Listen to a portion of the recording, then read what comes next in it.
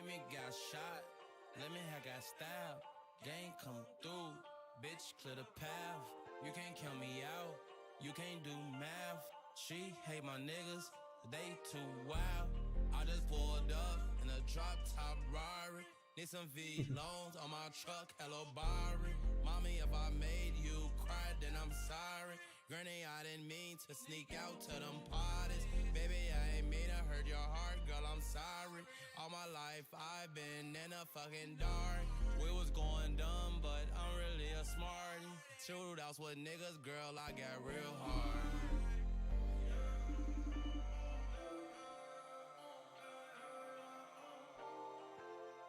Green Diamond Luigi, yeah. Shawty wanna act up, told her back up, come see me, yeah. I got all these Fiji, yeah. I'll never cap none, got my racks up too easy. My first time going live on YouTube. I don't think my shit stank like, yeah. See, like got my wrist blank, told the bitch don't drown in my bitch tank like, yeah. I don't do the bitch games, yeah. I'm only gonna switch lanes on, yeah. Them niggas was talking to Chris came on, yeah. I walk in the party, I smoke straight strong, yeah. You think you was funny, don't play on my phone. I know I'm a dog alone. Chosen one. Can the Skywalker find anything here as they try to break on through to this point? Gunner's leading the charge from upstairs.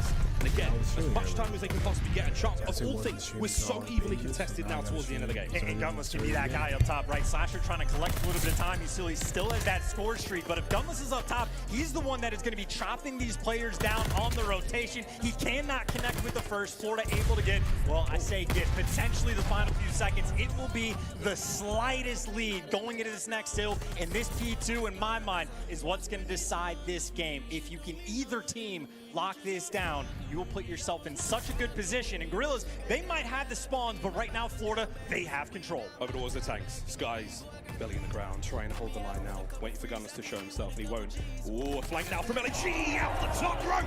As Scene gets cut down. Clock still ticking. An open hard point for a brief few seconds, and here we go. LAG have managed to find the kills, but they find themselves in a trap, and none other than Big Wake. Oh, he got snuffed out!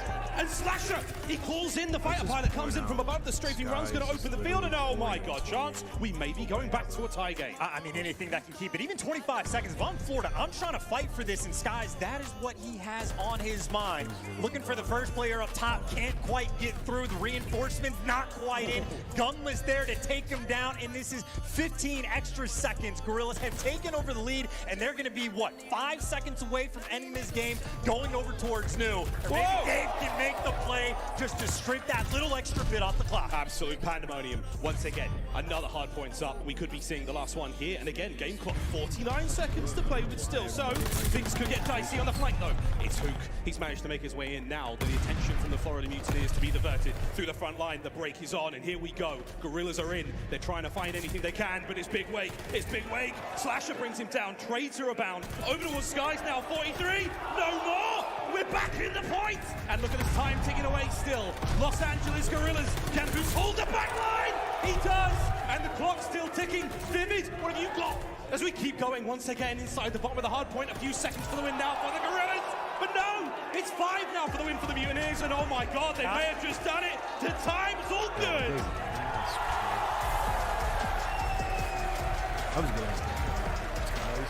Map number 1 goes to the Mutineers. Oh my God, say a prayer for Bo Cage. I am exhausted. And again, we talked about that scrap time right from the jump. I mean, you could pick any number of a dozen plays to break down, but it's on that P2. Remember, Dave Patty went through the field side, fought, and just stripped away a few extra seconds. And well, they only won by a grand total of 4. I am telling you, on this map, the smallest of plays make the biggest of differences. And on a map that, hey, we were thinking maybe not Florida's best, maybe Skies not quick enough with the AR. Well, he pulls out the sub, and that man, well, he just flew. But he was pissing metal all game long. He managed to drop, what, 45 at the end there? Brilliant stuff out of the Mutineers. Who slept on them? Hands up. I know you're out there. Who slept on the Mutineers? That was a fun one to start the day. Let's take a look at some of those replays as our first Bocage hard points of the 2022 season. Already a banger. And I will say, right from the jump, these guys set the tone. I mean, Awakening had a hot start. Skies obviously started out 5-0, was double positive through different portions, but it really is no joke. It is fighting for all the scrap time. It is making just the tiniest bit of difference, and again, the chaos just absolutely reigns supreme. In this moment, by the way, he was the guy that had the best comms on the team when he's gunning with the pistol like that. Dave Patty, I mean, what a hell of a way to make your CDL appearance. That is a wonderful map, one that Florida just put together. And as you said, in the power rankings, from the teams, from the analysts, even from the coaches, they had Florida down at the bottom, normally around 10th or 11th place, and that's normally based off the hard points. Well, they just showed up big. Map number 1. I mean, Bocage is a hard one. It's such a mess and so intense. I'm not going to predict. Don't predict anything here on Bocage. It's a wild one as we saw those final few moments. They were a lot of fun, gotta say, but it's gonna be a good year, Charles. This is gonna be wild. And also, it didn't go to the game clock. It did not. I think early. That was a good game, though. Not gonna hold you.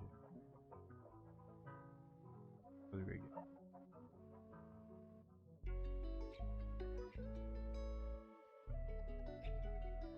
Patty, I mean, what a hell of a... That's a pretty nice round for the bounce back. If you're new, make sure you hit that follow button. If you're watching me on YouTube, make sure you hit that subscribe button. If you're watching me on Twitch, Facebook, make sure you hit that follow button. Make sure you share. Make sure you comment. Make sure you turn on your notifications. Everything. Turn on that fucking bell. Hit that shit, bro.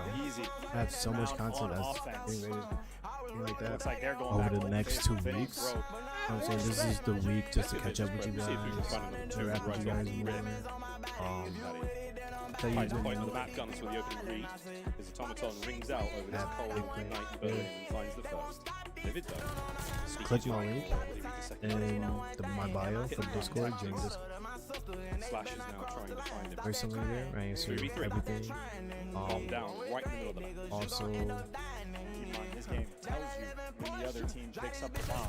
Then again, cruise missiles apparently are on 7, so the days I stream anything like that. It's 1945. I Let's say 2. That's my problem. Florida able to get a couple kills. They've got first blood in every single round, but this is a nice bounce back. And again, if that bomb is down, I mean, this is as free as can be. Slasher again, the player left in the clutch situation. It might be handed to him. There's the first gunfight. Can't quite get this second. But it can be. It's just a little bit shaky, specifically through that window. He almost got that second. I mean, the kill time in Vanguard is very, very fast.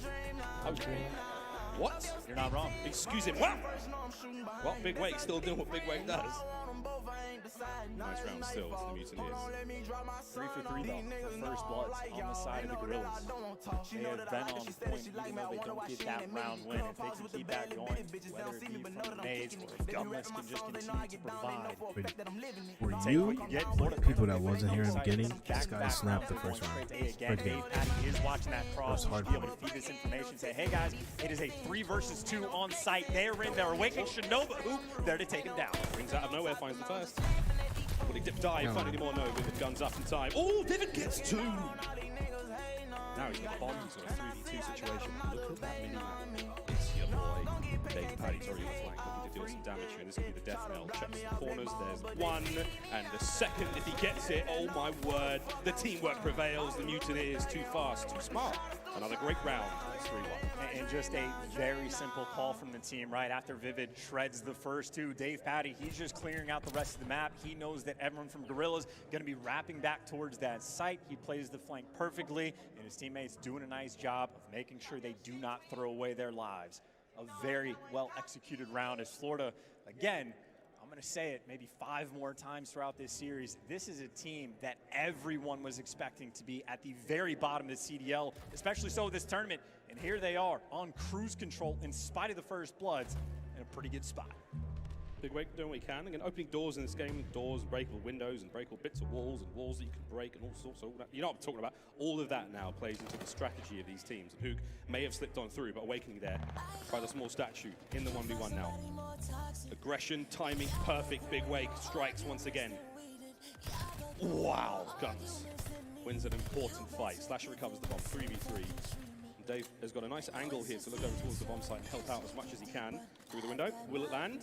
No. LAG, they vacate the bomb site, giving it up, making the rotate. And they're going for the quick wrap, and actually look how aggressive Skies is playing. They might be set up for this read. They might be waiting for it to come through. Someone right there is top three. Vivid up top. He has to find one, but he gets caught. This rotation for the Gorillas, they are taking their time, and they still have a little bit left. And that B site is wide open. And again, if you get this bomb planted on B, you're going to have Florida. They have to clear out so much of the map, and it's about the timing. Gunless there, though. He catches the flanker, and Dave Patty, good luck in this 1 versus 3. Dave Patty, will he prove to be the big bad wolf against these three little pigs? Here we go. Slasher's eyes on. Pure aggression. He knows the fight's coming. Oh my. Okay, I'll give it to him, man. He put up a damn good fight. But LAG, a wonderful rotation, saves them the round. And they stop the bleeding quickly. And it's just, again, a good call to go for that rotation. You had Dave in top 3 of fire, shooting you through the walls. There was no real clear openings to get that bomb planted on A. So, hey, might as well just leave it. Go towards the other site. And again, anytime a team can get that bomb planted on B, you have to say, even if they have the man disadvantage, still a very good possibility of winning that round on offense. But Gorillas bounce back, and right now, look at the scoreboard. Skies yet to get a kill. The same thing for Asim. Dave Patty on the cross. Saw at least 2. The smoke came out just a little late. Vikings trailed on the door. If Hook flies through, he's a dead man. Making a lot of noise, trying to bait something out. Vivid on the flank. Oh my god, it works straight out. Manages to get the first on a gunless. First blood wizard in Cold War. Awakening finds 2 more. Now Slasher, last up in the 1v4. This is not going to be a pretty fight, but he may be able to make something of this. There's the shots, but the numbers work out on the Mutineers. Another great round from them. Vivid, another brilliant start. I feel like Zuma somewhere just out there celebrating just that mid-map hit, the instant flight coming through, and that is, again, it is just very simple decisions and calls right now from the Mutineers that are making the difference, and Vivid pretty much as soon as he gets it, I mean, that's the wrap over towards the A site. You're just gonna have Gorillas worried about the flank. You don't know where Vivid is, the pressure coming through on the actual site. That is a hyper-efficient round. If I'm LAG, I'm thinking just go back to B. That's where they've had the most success. It looks like the bomb is certainly leaning that direction. Here's the B hit. Skies will be the player watching the cross. Smokes out. Makes his way in. Skies should be there. They have bomb site. Looking to the remaining members of the Mutineers, flying through middle. Here they come. Hook managed to take care of one, though. That could slow them down just enough. Eddie Ball is brilliant, and Hook somehow managed to get 2. Will he be able to get the 3rd as well? That would be unbelievable. This entire play has been cut to pieces. A disaster here on defense from the Mutineers. Hook won't find any more. It's over to Skies, and Gunless has got his number. The Gorillas, old B faithful, works out for them. And again, there's the first bloods on point. Hook, a menace when he delivers. And that was massive for him to get those kills as well over towards that P2 hardpoint, excuse me. It was 3 players from Florida trying to steam their way through the middle of the map, but they ran into the Skywalker. They got cut down, and again, Gorillas east on offense over towards that B site. That is where they have thrived. And on the flip side, Florida, I think just about every single round, just straight bullies over towards A. They've been able to do whatever they want. If it ain't broke, you don't need to fix it. And no one crossed. I think they might have the information. There's a couple late hits, and that's what Gorillas, they're going down low to try out some flanks. They're trying to be sneaky. How sneaky can they be? We'll find out. Roaring tones of Bear McCreary rolling out here as Gunless finds his first, and Skies catches 1. Hip fire at the ready. Pistol, just as dangerous, and Dav Paddy there. Dave, sorry mate, as he makes his way to reinforce quickly. 3v3. Asim and Vivid both tip out for their respective teams. Chance that low ground has paid off now for the Gorillas. And Gorillas in such a good spot too. You got number 7 Gunless. He can actually see over this A side, or he might be juggling back and forth. You have Hook potentially could go for a late pinch, but you also have a couple different crosses. Gorillas have all of the bases covered. Even if you plant on A, Hook can make this play. He did not spot Skies up top. Did he? No, I don't know. He's sneaking. Oh, he saw a head. He saw him now. And now look at him go. I'm going to kill him. Flying forward he goes. Skies, he's in the window. Oh my god. 25 on the clock. Bomb's been planted. Slasher runs into it. That's the bomb been planted. 3v2. Mutineers now buckling into the fight. Skies has got the other side of the map covered. Hook's flying forward, cut to pieces. Gunless now on the 1v3. This is for map point. Big P, what have you got? And on the bomb site, and it's nothing. chance. What have you got? Your mouth is wide open. Is someone from Gorillas faded? Am I crazy? Hook spotted Sky's top third, jumping over towards like the A side of the map, and he just cuts left. There was no one over there from Florida. I don't know if they got baited by a stun. I don't know if there was a bad call out or if Hook is just on a different planet. But in that moment, that felt strange because the setup for the retake was actually there over towards A for Gorillas, and they just sort of give it up. And here we are for Florida, one round away from getting the dub, and a seam still sitting on the donut. This man needs to find something. It's Gorillas leaning towards B, but this time Vivid and Sky's a bit more aggressive through docks. Two plays in towards B now for the Mutineers in defense. A seam slowing things down, bomb in hand. They're going to try to find a pick before they make their way towards the bomb site. Got presence over towards A as well, and it's Dave. He manages to open up the first here on Gunless. The first blood, incredibly important. Pops Steady immediately, looking to find a few more, but a stalemate indeed here, Chance. This is map point for the Mutineers. Someone for Gorillas needs to find a pick, and well, Hook, too over aggressive. He was looking for something instead. He just gets caught. Slasher with an opening, but already look at number 1 on the mini-map. You already got Train pushed out. B is completely locked down for Gorillas. You got a little bit of time. You need to make sure you clear out all of these spots as they fall one by one. Slasher, the final one up, and he will be the final one down. Florida Mutineers, 2 maps in a row. They are looking high. The writing was on the wall in that final round, as there we have it. 2-0 here in the series so far. The Florida Mutineers have certainly come to play, and that's a stinger. That's a stinger there for the LAG players. I mean, we had a lot of hope from coming into that one. Of course, the bouquet was so close, but Search and Destroy there in Berlin comes to a close. And Chance, I think this is an upset. I mean, apparently not. It might be an upset from everyone else's perspective, but I think Florida might disagree. By the way, first Search and Destroy map of the year, and the first donut as well, a seam. The first player to take that tumble, and Gorillas, well, in a tough spot. Again, if you have Florida that was expected to be around 11th in the power rankings, you get 3-0'd by those guys. That's going to be a tough flight home. I mean, Ali called them to win it. She called Scum to win the solo YOLO. Who knows? She may be a genius. But this is an interesting start. No, it has to be said. I mean, this is a wild one. We have no idea what to expect coming into Vanguard. Our power rankings are going out the window slowly but surely. But our first series, man, it's a fun one, man. It's an interesting start to the season so far. And I mean, Control's coming up next, obviously. A game mode that we know plenty about from previous games. But it's very different here. It's also very tricky, right? Because these pros have only had, I mean, a few weeks at this point to actually practice Control. Like, anyone says that Call of Duty pros can't adapt, they are crazy. I mean, again, Cruise Missiles just yesterday took 5 kills to actually earn, and well, it is on the day changes these players have to make, and you go into Control. Actually, I will say, I think Gorillas are going to win map 3. I'm confident that. I've seen them play this map once, and I think they played incredibly well. Well, we've watched plenty of scrims in the lead up to this event, and pretty well is one thing, but we're going to be playing Tuscan Control like this as we look across these highlights here. Berlin, Search and Destroy. Tactical prowess, maybe not so much, but a couple of sweet corners. I mean, that's really what Berlin's all about. It's good rotations, it's great map movement. Your shot can only be so good at this level of Call of Duty. It's also like very simple play calls that need to be made, right? I think one of the biggest mistakes Gorillas made was in that round when Hook spotted Skies, again, just cut to the wrong direction, ends up giving up the bomb plan. There are just so many situations where Gorillas, they just put themselves in a spot where there is simply nothing you can do. So for the Mutineers, well, not picked them apart in map 1, certainly did so in map number 2, but I mean, they're just looking so good in this series. I will say though, I trust Gorillas for the bounce back in game. Look, I really do. We need it. We need it. Because again, Gorillas fans, we know there's plenty of you here in the stadium, and I know that you don't want to be going home early, although there is a bar directly beneath us, so if you have to drown your sorrows, you're in the right place. But here we go, Tusk Control, map number 3, Berlin Hardpoint, of course, and Desert Sea, just indeed. Thank you, Jaden Damon, for that subscribe, bro. I appreciate it. I'm a massive fan of Tuscan. One of my favorite maps, again, alongside Berlin, like the big ones, you know, like the big ones, because we're slow and old, and I love those playing those long lines of sight with the ARs. But we're going to go to a very, very quick commercial break. When we come back, Tuscan Control, and potentially the last map here in the series for LAG, final map.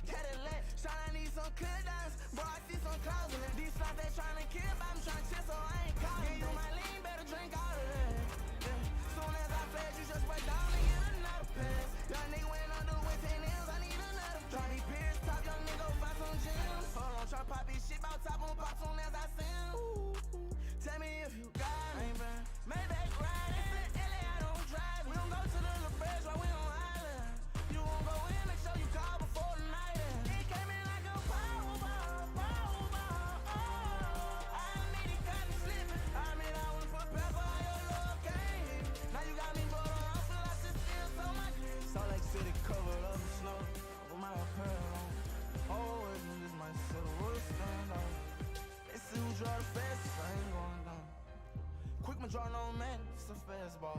shit I said before.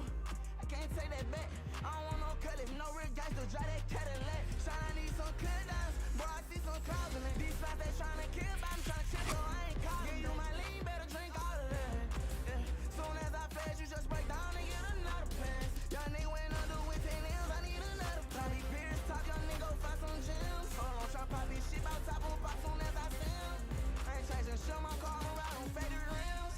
Go A to Z on one to a bus, ain't flying on lips. Real that baby on certain occasions, young nigga earn them 7 kills. I say fuck them if they hate me, but speaking on cases, get your drill. Did I coming home next year? I wake up and take one pill. Ain't turned down since I'm ideal. Ain't shown love since them got killed. Rock that rose and live for friend. I got killers on my reel. I got lost in on my brain. Feel like I've been here for years. Try to do better for my girl. Feel like my heart made a steal. $1 million for my channel piece. That's my goal for this year. Told myself $1 million, but I did that last year. Young niggas still around with them choppers. Bought some shit from last year before. I can't take that back. I don't want no cut if no real guys to drive that Cadillac. Shine, I need some clear downs. Bro, I see some clouds in it. These spots they tryna kill, but I'm tryna chill, so I ain't calling. Give you my lean, better drink all of that. Yeah. Soon as I flash, you just break down and get another pass. Young nigga went under with 10 M's, I need another drop. These beers talk, young nigga go find some gems. Hold on, try pop this shit, bout top on pop soon as I see him.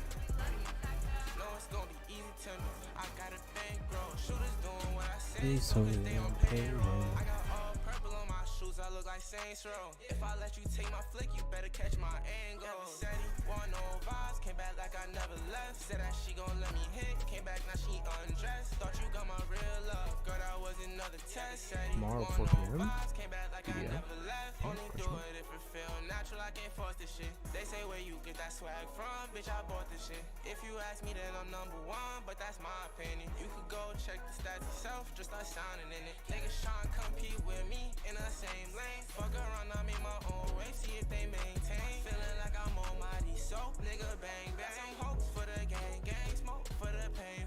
Fashion, yeah, fashion fanatic, yeah. To money and addict, yeah. The money and baddies, yeah. Got so much packs on you, I think I be trapping, yeah. I guess that what happens, yeah. When you really got it, yeah. Know it's gonna be easy to me. I got a bankroll, shooters doing what I say, so cause they on payroll. I got all purple on my shoes, I look like Saints Row. If I let you take my flick, you better catch my angle. Said he want no vibes, came back like I never left. Said that she gon' let me hit, came back now she undressed. Thought you got my real love, girl that was another test. Said he want no vibes, came back like I never left. What you tryna talk about? It ain't about money. I don't hear no notification, not the bank calling. Got the keys, I could pick a door like the warden. You can't even roll a mic, gas, blunts floating. What even happened? I'm rockin' Virgil in Paris, yeah. Oh, they said, bitch, I'm embarrassed, yeah. Boy, you my son, carriage, yeah. We having fun with this shit still. I can tell that you overthinking. I can do it with my eyes closed. You can see that I'm barely blinking. Fashion, yeah. Fashion fanatic, yeah. To money and addict, yeah. The money and baddies, yeah. Got so much packs on you, I think I be trapping, yeah. I guess that what happens, yeah. When you really got it, yeah.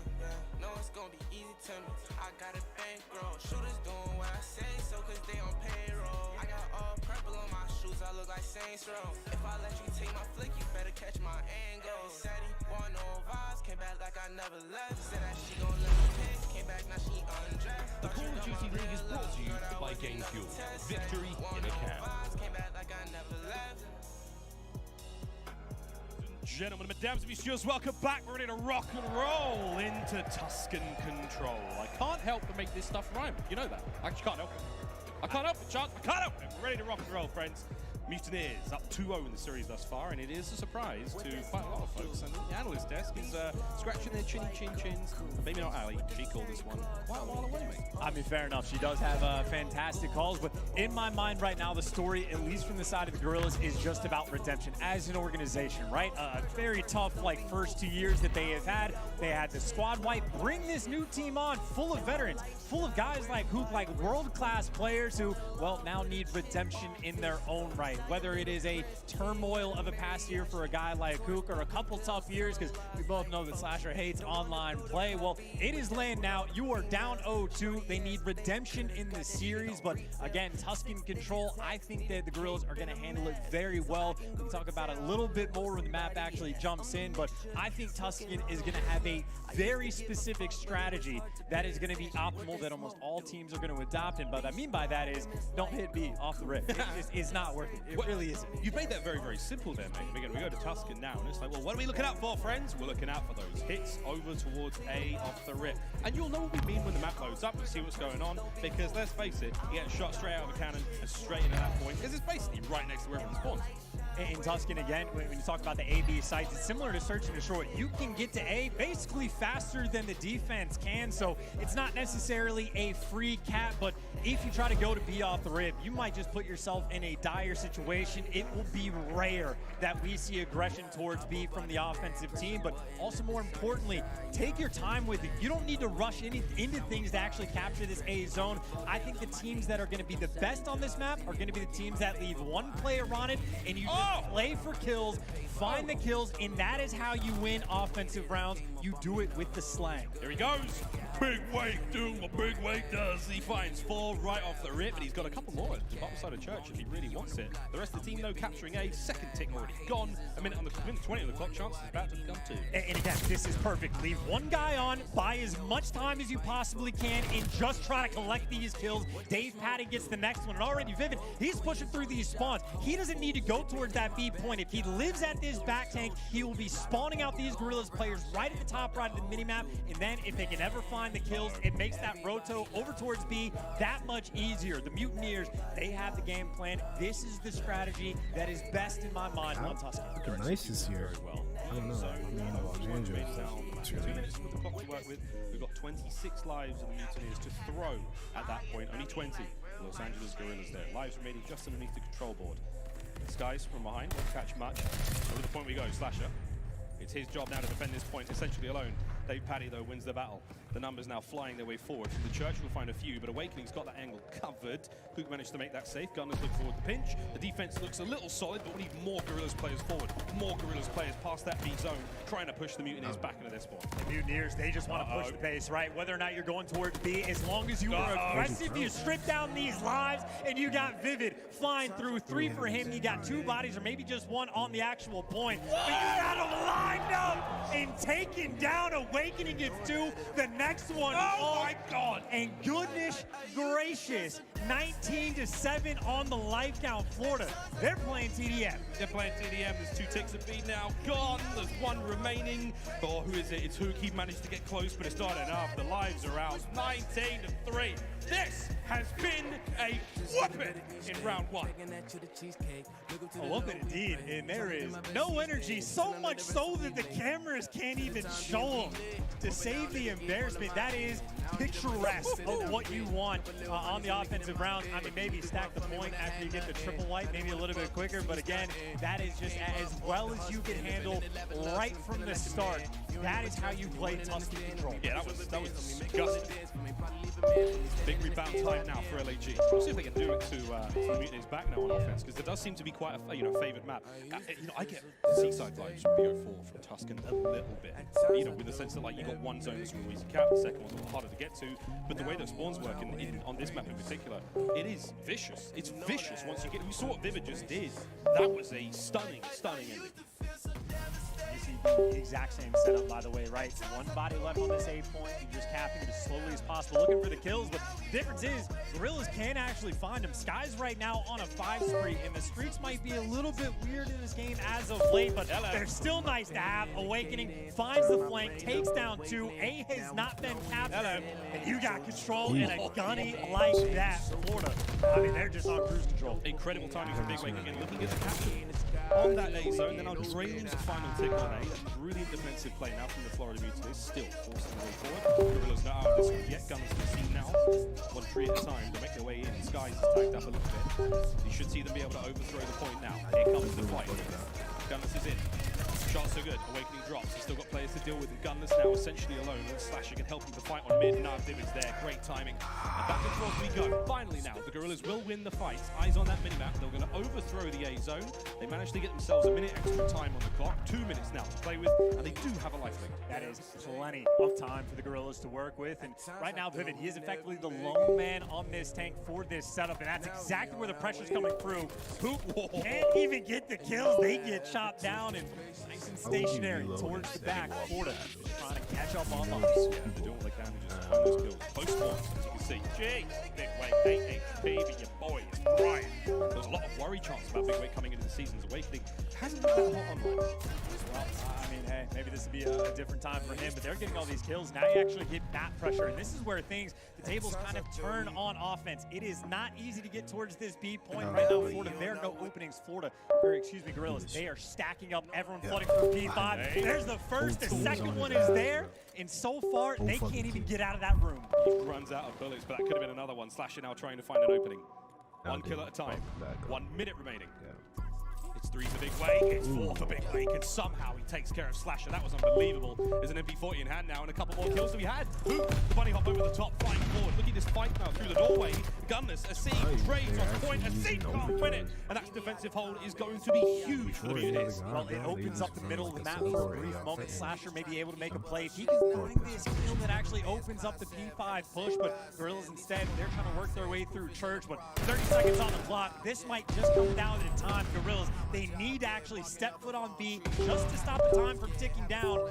Right now, they're going kind of slow. War Awakening to where that long line of sight cover. Seems going to get cut down as well. Here comes Gunless to back him up. Is this going to be enough to get going? 15 seconds. You have to make a play right now, Gorillas. And Hook's trying to make it happen. Can't quite get it done. No lives left, and it is falling to pieces. The final 10 seconds or the remaining 3 lives. Take your pick. The Mutineers, they show the goods on offense. They're showing the goods on defense as well. They will now go 2-0 up in control. That is a tough round for the Gorillas. Again, the opening break was solid. You get 2 minutes on the clock to work with after you capture A. Plenty of time, but they really just never found their footing. No one was ever to be annoying, get behind enemy lines. And keep in mind, Vivid for Florida, that was round number 1. He was able to get in the back, cause the confusion, find these kills, and really stagger the push on defense. The Gorillas on the flip side played a little bit slow, and honestly, the AR players finding none of the kills. Slasher nearly triple negative, Gunless double negative. They are struggling. 12-5 for Sky. Pressure still in the A zone. Slash is going to find 2. Nice bit of work. They don't manage to get that first segment they cleaned up. Woo. Gunless keeping mid-map safe. Vivid now. Fighting his way forward. Looking to buy some space. They should be able to close out that first segment today, but it's not going to be an easy one. 2-2 split right now for the Gorillas on defense. Fighting their way forward. It seems managed to get himself into mid-map. This is huge. He can do a lot of damage here if he can set himself up. Awakening, sneaky Awakening, going over to B. Yeah, I don't think he is actually. You can't get that solo tap over towards B. He's trying to cut through the middle of the map, maybe just to help his teammates. Sky's ready for the gunfight for the flank. When you talk about a big kill, that's actually a 4-man wipe. And now we go back to what we saw in round number 1. And keep in mind, you got players like Vivid. They're up through Church. They do have the pressure on B. It's a 2-front war, and every bit of pressure over here counts. Vivid, he's got to play his life. He needs to stay alive. Well, you know anything about Vivid, he is always hungry for that next gunfight. Yeah, your boy likes to throw himself into the battles every opportunity you possibly can get. A gone. Over to B now we go. 2 minutes to play with once again. 21-19 in the life count. Mutineers with a slight lead. It's enough to work with for now. Hook. Wonder Kid. What can he do? Big 1v1 against Vivid wins it. It's that side of the map down. As you can see, the mini-map, a slow and steady approach now from the Mutineers. They've got their pick of choice when it comes to where they want to hit from, and Hook's going all the way. If you can catch those players in mid, all good. But we'll see if this pays off in a moment. The battle now becoming much, much closer to the B zone, though, for the Gorillas. Well, for Hook, he's got to go fast, right? He's got to help his teammates over towards the pressure. You see Gunless over on the back tank. He's putting a little bit of work. Hook makes his move, and he should be there for potential cleanups. Dave is sort of left alone over towards P5, and even Hook's positioning is forcing that spawn just a little bit farther out from Florida. That should tell Gorillas everything they need to know. The pressure's coming through the P1 side of the map, but in spite of that, they've given it up. Dave is picking up a couple kills, and Florida putting in the work. Hook the last one up for the team. Couple trades coming through, but honestly, it's a life lead. It's a minute. Big gang shit, nigga. Big gang. Clock has been stopped. Who can't get further forward because of Vivid. A brick wall of defense. a blade on offense. The man is simply untouchable right now. Dave Paddy, he's making fans already. This boy has been slaying out. 18 and 11. Streaks to work with as well. A couple more to be had here as he holds him down. Let's Vivid get in there and get up close. The pistol from a scene, what a kill. As he makes his way forward now, trying to pressure Skies. The second segment. Oh, there's the contest. Hook saves it just in the nick of time and drains it as well. A minute to play with. I'm going to say a minute is just so much time to find 7 kills. Florida, their slaying has been on point. And if you can get to the objective, it's nice. But really, I mean, honestly, just group up, go for trades, or maybe they're just trying to set themselves up across the map to actually pinch the point. But Gorillas, it is a very tight setup. Vivid ready for the gunfight. There's the first 6 lives remaining for the Gorillas. He's a tough kill, it has to be said. Stun lands, doesn't do as much damage as the ones did. There's the kill from Vivid. Your boy is frying, man. I'm saving everything on time. He's all good. 30 seconds though as we speak of time, and that is the issue right now. Gorillas, running around the corner with 5 lives for the Gorillas, 9 for the Mutineers. As we get now into the twilight of this map. It's a slide forward, Vivid cut down, see with a big kill, can't quite get to, but the teammates are there. Trade still abound. Hook will enforce spree. He's in a great corner here to hold the defensive line on goodbye B. They all Slow run. down. Only 8 seconds on the clock. Florida, you're just going to have to dive over towards the actual point. Awakening, make the move just to stop the clock. 3 lives remaining though for the Gorillas. No respawn. The respawn's left, 5.3 on the clock. They managed to get in there. Awakening's going to deal damage. Any more kills? No. Everybody running Slasher scene. AR. There you go. And there you go, Mike. I mean, I almost laid an egg. That was a tight one. LAG, they get on the board. Yeah, hell yeah. We definitely But they are in got dire it. straits right now as they have to win an Everybody offensive got round as well.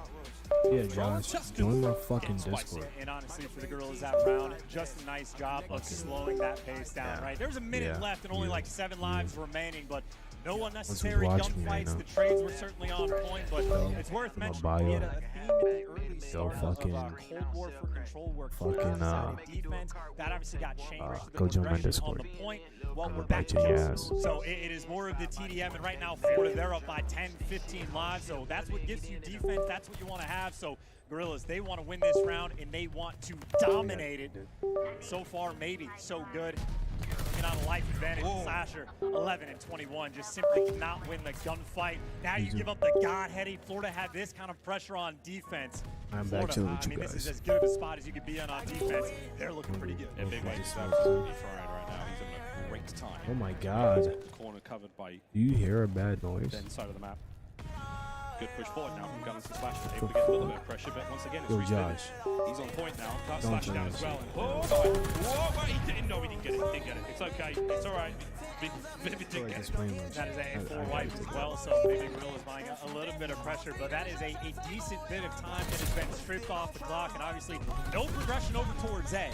So Florida, again, you can honestly, just go fight tooth and nail. Get this one guy off of A, and that time is ticking down. As soon as Gunless falls, if you can take him down, massive benefit.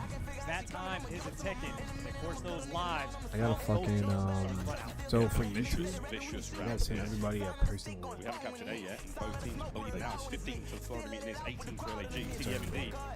Dave. Whoa. Gunfights in this game are stressed. I need it, so let's get it. Vivid now pushing forward, trying to help out Awakening in the pinch. A still being captured. Here come the lethals and tacticals. Something we're going to see a lot of here in Vanguard. Appreciate it. Make sure you hit Big that P like gun button is and finding a share, few bro. more kills on Appreciate point. it. A's done. Everybody watching me Forward on they go. Facebook, Killing still continues. Twitch, 10 lives YouTube. remaining now from Units. Appreciate all your fucking Really support. stepped it up this round, and he's got to keep it going, right? Like Two again, players boy, almost join that my back, Discord. make a massive Schedules gunfight down laid low out. that Dave Paddy actually Giveaway wins. laid out. Now for Gorillas, you're forced to just go through church, get to the back if you can. schedules, See, shit. Dave for his teammates, Gunless gets another Yeah, kill. schedules, And the route man looking for the giveaway, paycheck, but Dave Paddy again, connecting all of those personally to gunfights talk to down you low. guys and You're see the how guy it's towards fun. flat on defense. If you fall, your team. And I want to set up more avenues in the community and shit. I have like 5 teams in my Discord. 58 seconds left in this round. It's like, Admittedly for I Gorillas, can though, build. You 5 know what I'm saying? The only way I can build is if you enough guys for help me now. build. You know? Sort of force break. I'm here. Good help. That seems an unfortunate team kill. Dave. He's on the Hey, back right bro. now. Oh, wow, that was close. How Good you doing, trades. bro? Still, as the Gorillas are holding this one close, but they still have to maintain the kills. 7 lives remaining for the Mutineers now, and they are turtling up. In a super tight setup, exactly. They're turtling up. They want to slow Other it than down. that, They're like, down on lives. They need to make sure that every single kill, if they I'm fall, gonna wear you have to get the trades. And Gorillas, you got to start pushing this pace. Just like 45 the seconds. first Time like is 2 ticking. weeks If is you just don't win gonna this first be set of us gunfights, you spawn sitting so here, far bro. away. and They gotta connecting go. with y'all Oh, again, Slash you know with what in I'm and saying? out, finds a nice kill. Hook from Catching up behind, with y'all no lives guys left, and 4 to shit. 9. And this could be it. LAG looking to force the final round. You guys Paused as well. right now. Dave now looking to find these players now and push their way forward. Who wins another one in the back line? As Hook and Spawn kill each other faster. 2 lives left now. Surely this is it. Surely they can't hold it, and that should be it. 1 player left of the Mutineers, got to find some capture the zone as well, and there we go, final round. It is not over yet for the Gorillas. I gotta respond, bro. And I got 4 YouTube pages coming out, and I see I got 2 YouTube people that is commenting, bro. Thank you, Josh. Thank you, Bill, if I said that right. I appreciate you guys. First time ever being on YouTube. So I got 4. I got an Airsoft channel, blog, and me and my son channel. So now leading the lobby in slang. gaming. This is what's happening. Off the rib, rare than you see it, but it is perfect for the round 5. I appreciate your support, man. Everybody. Gorillas, they've got themselves onto the B zone. No kills just yet. They're going to do, well, there's the first from Hook, but again, you've got to now watch the pitch from all sorts of angles. Who's that sneaky awakening? He's having a great game so far. 30 and 19 here in the final round. Can he be the dagger? Slasher doesn't watch his back. Forward the kills go. You still have to worry about Gunless and the spawn now of the Mutineers, but for a brief moment, that is now done. Over towards the A zone we go once again. A couple of kills either way. Chance, I'm not sure if it was the most adept opening there from the Gorillas. I've seen a couple attempts like in scrims and whatnot. I have never actually seen that's it why. work again. That's why. That's fucking why. There you go. If you're looking for the opening in round 5, I suppose you can give it a try, but now you're just back to that sort of default positioning for the Gorillas, where admittedly, 2-life lead, still 50 seconds or 56 seconds left on the clock in this round, so they're back to wheeling and dealing. Decent setup that they have, nice little spread. And again, just back to Yo, YouTube is so weird. Balls, man. He reads that. Slasher, anyone to be had? Oh, baby, thank God for your teammates. Ooh, that was a scary one. A zone. Saying goodbye to you in a brief moment. Over towards B we go, and it's going to be Hook leading the charge. Bottom side of Church, he will go. Awakening above him. Won't hear a thing though. Hook's popped dead silent, so he's able to get deep, and he has. He's gone all the way across now. He's kind of checking for something. He's looking for a Private Ryan maybe at this point in time. We'll see if he can find it. No, he will not. Dave's going to take him down. Great positioning from that top flat side. The B defense will still hold. 135 on the clock. And Florida already doing the thing where again on defense, just trying to slow this pace down. Couple players right now coming in through Church, and Vivid with the wide setup, so it's important for him to make the reads over towards B5.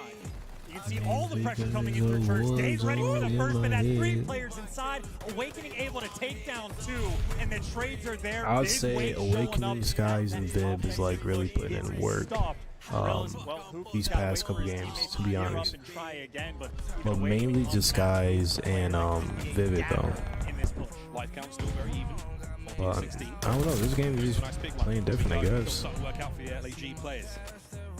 Dave, is he going up in time? The answer is no. Hook making his play. Forward he goes onto the B zone. Like the first very game, like fucking Skies. But for the time being, Asim is reaping his hell yeah, boy, what's up, CDL? I know you got the setup, you got 2 players pushed out the back. It's really only Vivid that can stop this right now in the hill. Make sure you hit that subscribe button. Make sure you hit that bell so you can get the notifications. A 7-life difference in Florida. They're around the point, but I mean, the LA Gorillas, it's a 2-2 Make sure you join on that Discord too. They have no control of their own spawn. Gorillas still in I appreciate you guys. A chaotic situation to be now in this Tuscan control. Gunners and Slasher now. The veterans, forward they go. But it's into Awakening. Then if you can't find the link to my Discord, let me know. I just post it in the chat, you know. But Discord, that's what my schedule is at. I plan for like the monthly scheduling shit and giveaways. Also like goals and everything like that. Also in the Discord, a lot of other stuff. But you gotta be there though. So you gotta join. You gotta find out. They are grouped up together. It is 3. They need a 4-man wipe, but they get daggered in this fight. Oh shit, Awakening, bro. You got Gunless taken down 2. Awakening, last man standing. Yeah, he cannot get it done. Bro. And Gorillas look at his KD right now. Get a map on the board as predicted. They win the Tuscan control. Woo! Tuscan control, the reverse sweep after going up by 2. LAG get themselves on the board. I will say, that was I got a stream deck too. I don't know about you friends, but that looked like it was hard work. Slash has aged a year, a whole year in that lobby. I don't know, man. Florida looking kind of nice this year, bro. He has been aging recently, but that is incredible bounce back. That is what veterans can bring to the table, right? You are down 2-0. You get bullied out in the search and destroy. And again, you would have seen dropping a donut in map 2. You talk about the bounce back map, 40 bombs. He is able to collect on Tuscan. And again, really just the Gorillas making up for those first 2 rounds where things got tough. They really started to get some momentum on their side. Hold on, is my volume went down? It couldn't went down. Impossible. When they need him to step up, he usually does do that. Search and destroy a dirty outlier in that case. But here, 40-31 from him. The time he spent, I would love to know. I think I know why. Minute, of in-game time. He stayed alive in the backside of the spawn. He was doing an incredible job. Highlights now from that Tuscan control. Oh, you talking about my fault. Brilliant control maps. Get things going now. Shit, I just text you later, bro. Keep in mind, for those of you playing at home, you might have seen a brand new stat on the data view that we have, the non-traded kills. We don't know exactly how to evaluate them yet, whether you want the highest number possible or the lowest. Generally the highest, but the way it works, if you find a kill and you're able to heal or just live for another 5 seconds, that counts as the kill that you get, that you were not traded by the other team. I hope that made sense, and that's certainly something we will talk about more throughout this year, but really, this just comes down to that.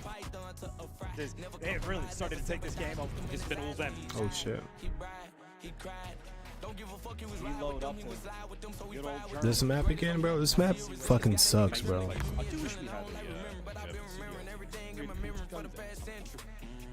brilliant stuff, though, as we now go into map number 4. This map fucking sucks. Florida looking nice this year. I'm about to get ready to make me something to eat real quick and high, so.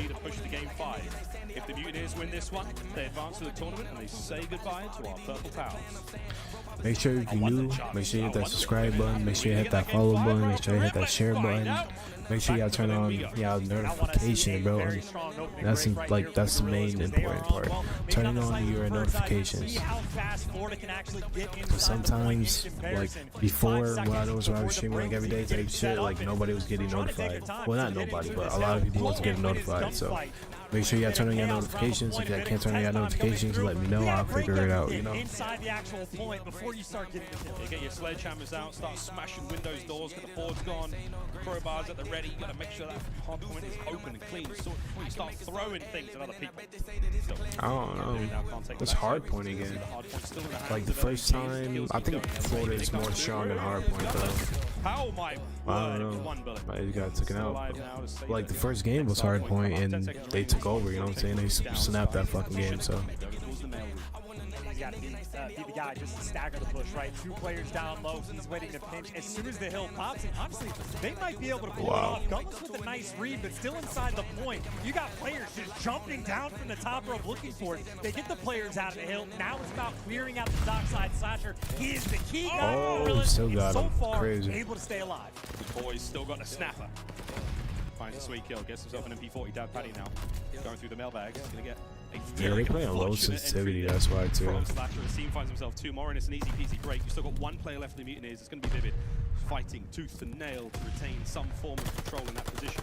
Gets off the point, stays alive.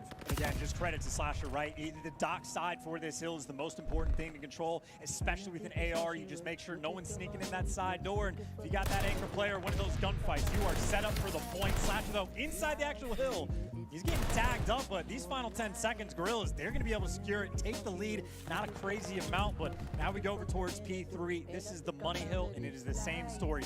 Dock side means everything. Dave Patty, he's going to have a ton of pressure coming his way. Dave got the final Lars out. He picked up a nice sweet kill at great range. And what have we had though? Trades at long range, and again over towards fire, and we got ourselves time already ticking. Mutineers should be able to take the lead back here. They've got set up.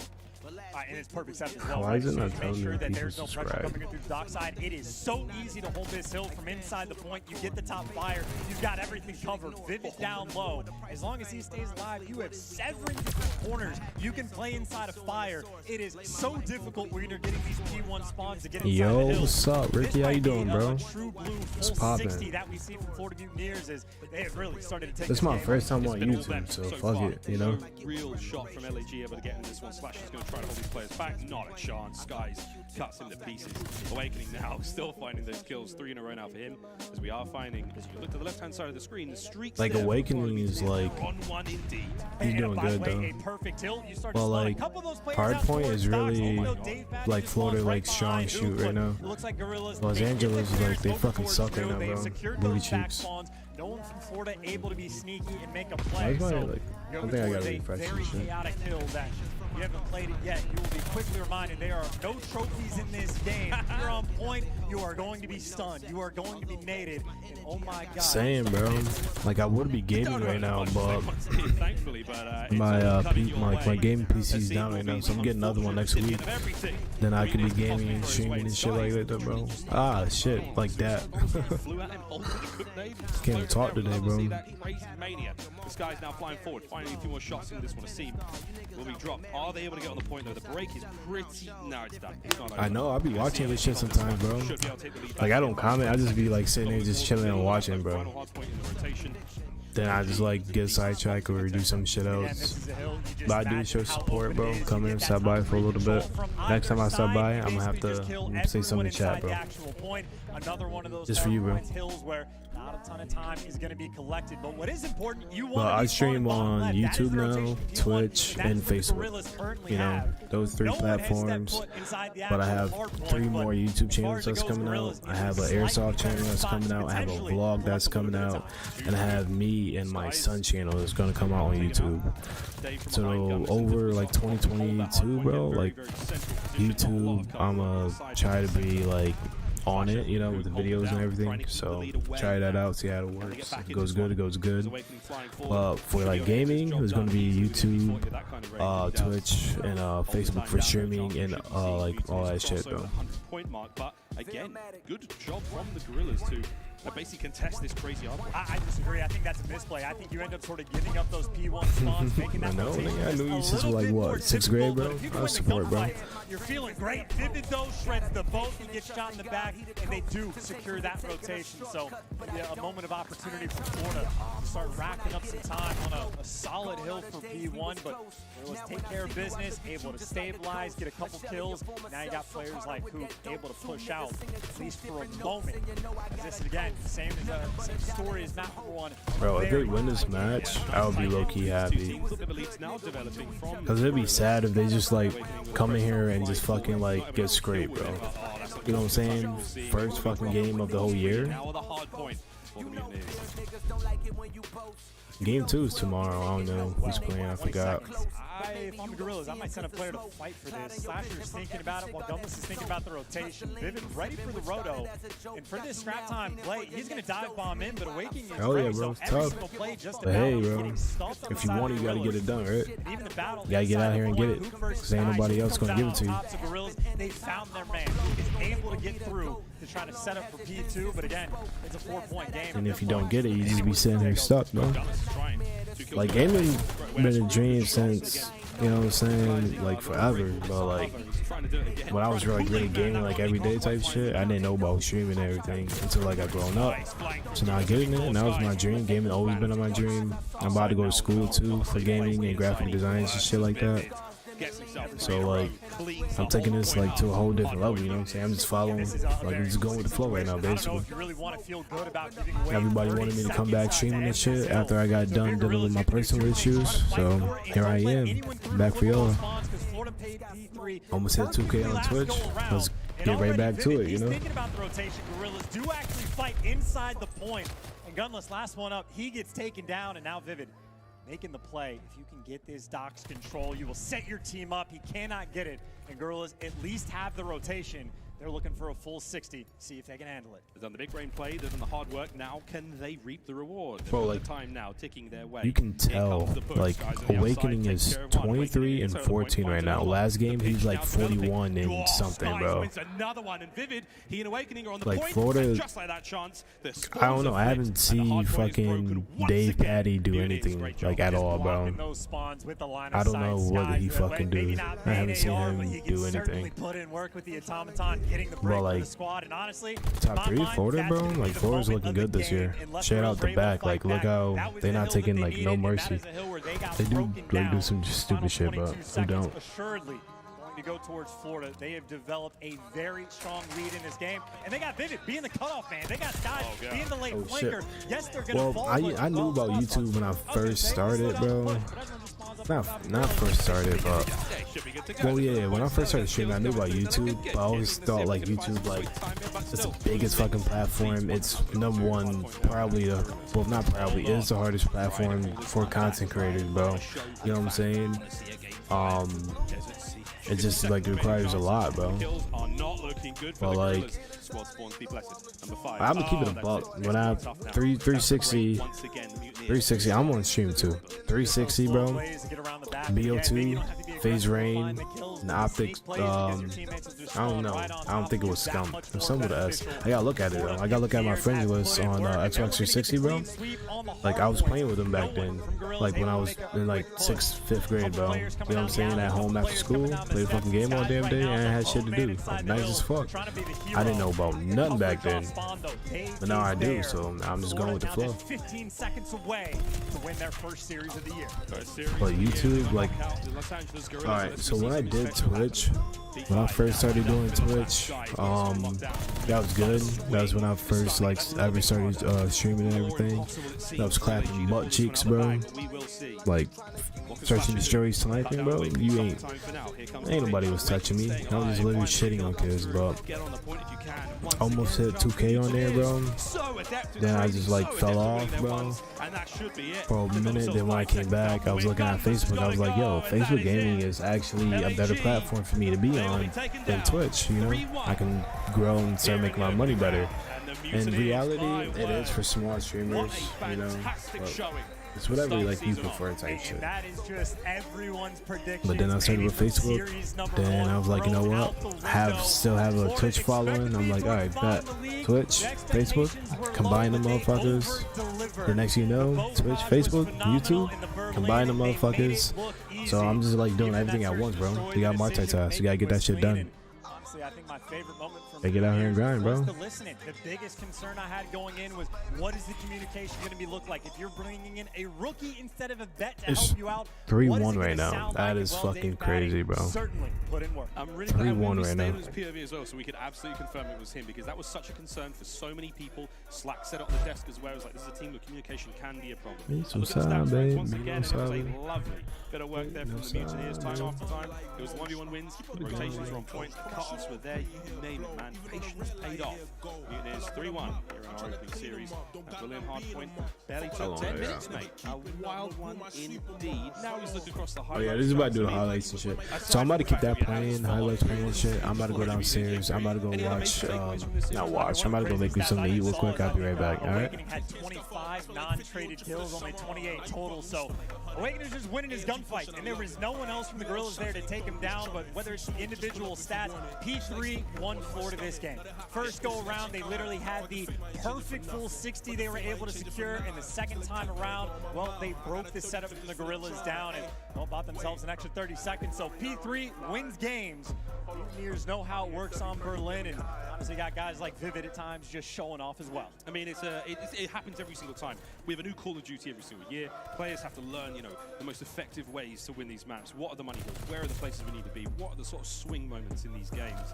And I feel like we learned quite a bit there, man. P3 being a real good one so far. Of course, Berlin Hardpoint will look nothing like this in a month's time, in 2 months' time. By the time we get the champs, things will be so ridiculous. But there we go, friends. Our first series here comes to a close.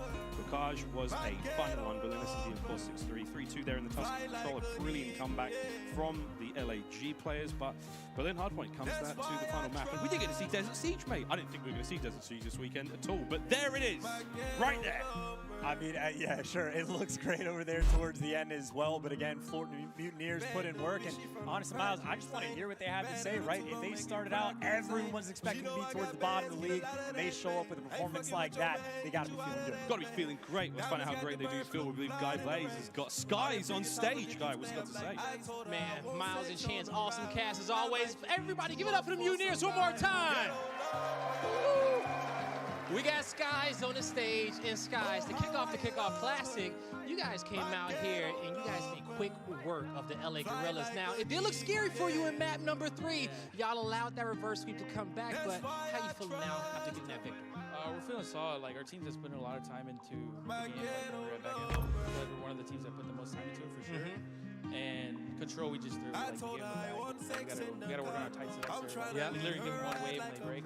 Yeah. But we put in a lot of time. We're really good at surge. Our plane, we're tweaking some small things. We're really solid. All right, you guys are looking solid. Now, speaking of the rest of the team, you got your duo on Awakening with you, but you got 2 new members. You got Vivid and Dave Patty, your main AR. Tell me about the new squad of the Mutineers. Dave Patty, he actually has really good comms, and Reese, like, #1 accuracy last year, I think. And then Joe, like, me and him are probably tired of hearing everybody say that we can't work together and just gonna, like, or try to bring it wrong this year.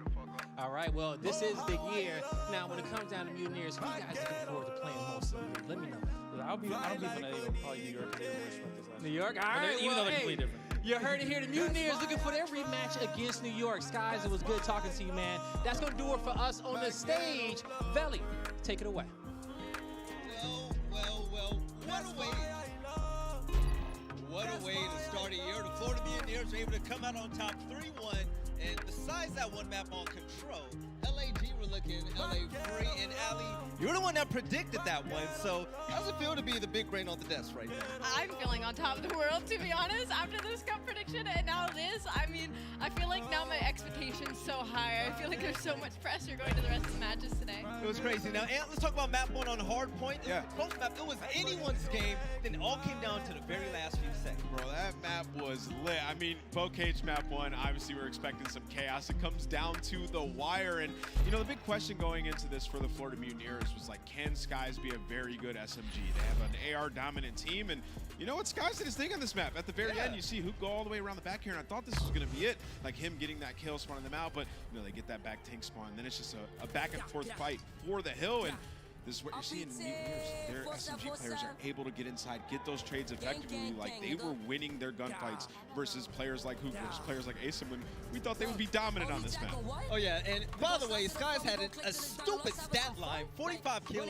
I thought he was going to drop a 50 bomb, but Ali, you think he's going to keep this heat up throughout the entirety of this event? Absolutely. I feel like he's been released from the restraints of a main AR, and now he's just able to freely roam the map and just outslay with the likes of Awakening as well, dropping 40 bombs. That is such a scary duo. I gotta shout, for at least my own perspective, Vivid, for me, for that team, fills in all the little plot holes, it feels like. He was sitting in the back of Bo Cage, watching the deep push. He was pushing up in the front and watching that long hallway. He was just playing where his team needed him, and I think that's huge when it comes to this. And Slack, when it came to Search and Destroy, okay, it looked like there was a lot of miscommunication and kind of some confusion when it came to the LA Gorillas. I mean, what did you see in your eyes? So I like what I saw from honestly both teams. Both teams are being aggressive towards the opposite side, which is actually quite funny. But Florida made some really good plays at the A site, but for some reason LAG must have had a mishap in communication or something like that, where they went A, I think it was round 8, something like that, and Kyler must have made a call or someone on LAG that they were wrapping to B. They got a free A plan down and kind of momentum just went their way. Great plays out of Florida overall. Yes, now overall, Nameless, take a look at this map in entirety of it. I mean, Los Angeles Gorillas starting the year with an L, 1-3 against Florida Mutineers. How do you feel about them when CDL officially kicks off? Yeah, I mean, I think the Mutineers, like, they had to shock the world here in this series. Everybody was thinking LG was going to win, aside from Ali. Great call. And this is the round that Slack was just talking about. You know, they get in a great position, LAG. They were waiting on, you know, Florida Mutineers to plant the bomb, and instead of, like, forcing that bomb plant, you see Hook, he sees one player try to cross through mid, and he tries to chase that kill. And in doing so, he makes that call. It must have been him because he sees the first character, and then they all start to rotate, and then Mutineers catches LAG in a one-on-one gunfight. So those sort of collapses in communication happen, that can't happen. But if it's going to happen, I guess it has to be at the kickoff. So they'll go back, watch that VOD, and hopefully bounce back a lot stronger. You're right. Now, Skies turned out to be a key to victory, and we talked about him before the game happened, and you're the one that called it out, Slack. And this game right here, he was so phenomenal, and he started off right when the game. Either way, nigga, I'm prepared.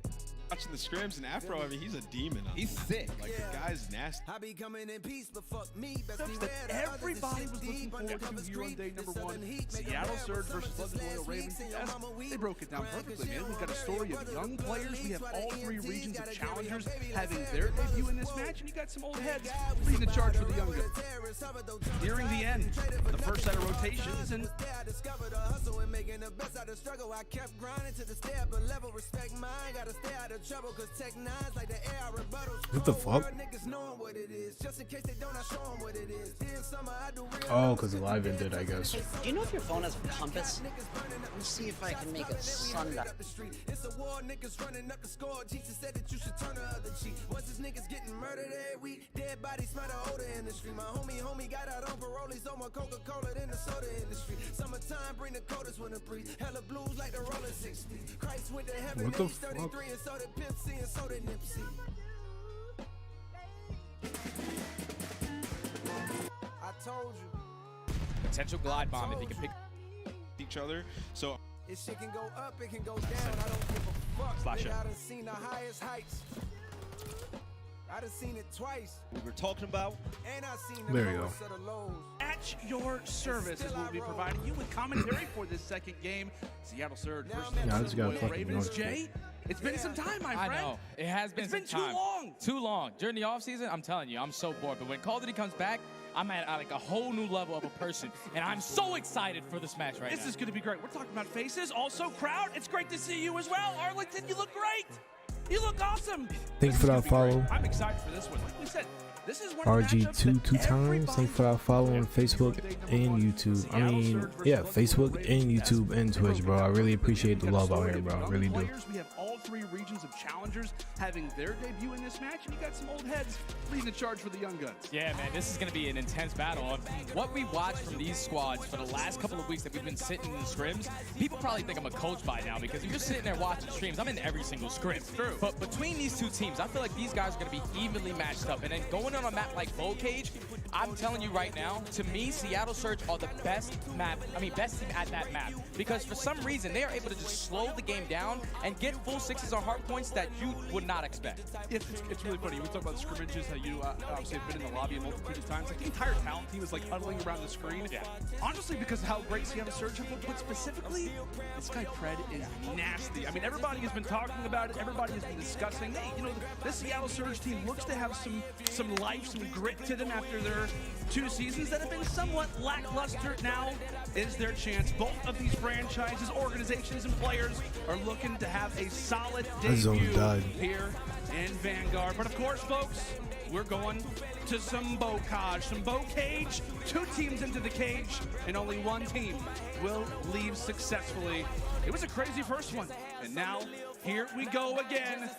Esports Stadium in Arlington, here we go. Seattle Surge, London Royal Ravens. And there's no better player to start off with than Fred. We've been watching this guy for the last couple of weeks. He's a consistent 30 bomb. I'm looking at the battle between him and Afro on such a sub-heavy map. This is going to be an absolute gauntlet between both of these teams. Yeah, this is going to be a fun one without a doubt. And already off the rip, London Royal Ravens doing a great job at getting some early kills throughout the middle side of the map. But big focus, of course, going to be he clapped him too? left side of the screen. When it comes down to spawns, you've got to be prepared for P2. Off the rip, 20 seconds in, and both teams get a decent amount of time. And sits right now in bottom house trying to kill a few players off spawn. And this is what we're talking about, how Seattle are able to just slow this game down. You see number 1 on the mini map just sit. He's always pushed out A flat, which is forcing those players to consistently just spawn behind tower. You have that one player who was sitting on hill on that gate spot, which is basically impossible to try to take him out. And Seattle just wiping the floor on this P1 hard point, 27 seconds there, and they have the rotations to P2. No, I'm on the game. I'm streaming. I'm on live on Facebook, also finding a few off the rotation, Twitch, and YouTube right now. Who are trying to come through from that water side. An excellent beginning for Surge. We talked about P1, and now they've got. Yeah, I'm just watching the CDL game from today. I'm watching the CDL game from today. Other maps, rather the other hills that you have on a map like Bocage. The nasty Nasty, the crew from the Ravens, just trying to break out of the spawn right now. Every single kill so far has went on the side of the Surge. I'm telling you, they are just so good at this map. 35 seconds uncontested. Now if you're 20 seconds left, if you're London, you have to start thinking about the rotation. But Seattle, they were able to flip the spawns. They're still contesting this time. Eventually, London are able to get in. Great shots coming out of Gizmo. But with 15 seconds left, you're not mad about it if you're the Surge. Oh yeah, you're definitely not too angry about it. Sure, you know, you'll give the last 15 seconds away to the Ravens, but hey, now you've got some extra time prepared for this next rotation as Afro cutting down accuracy off the rip. Some nice kills from the backside as Nasty sitting on top of the tank, trying to secure spawns for next, but both teams still looking to try and secure those officially. Surge toward the back, but again, a power position right now for Nasty, and Jay, what we call this Lamar tank for a reason. And he's doing it with an MP40 too, even though he's going to get taken down there by Sim. So this is going to open it up for the Surge to allow them to get into this point. But now the spawns have flipped, and this is where Sim can potentially put some spawn kills in, but he's going to get taken down by 0. And now the pressure is going to be here. Pred has to try to go big. He finds 2 in the hill, tries to get the 3rd, but Gizmo's able to get the trade. But still a lot of time just not going in favor of London, even though they have the spawns. Yeah, that's a great call, my friend. They have the spawns, and we've talked about this a number of different times on this hill in particular. It can be difficult despite having spawns to actually get inside of the house. So many teams are great at putting you in somewhat of a spawn trap as Gizmo now finding himself on 4 in a row, able to break out for a moment in those final few seconds. Granted, not many, but they're important on Bocage. Very rarely are we seeing that 250 mark lately inside of scrims as Trevor Icardi able to find one. You see Afro, he was able to sneak his way back to the stables. They find 2 in the feed, so now that has the potential to flip these spawns. Last player in the hill is going to be Accuracy. Try to play his life, but he's eventually going to fall. So now the spawns flip.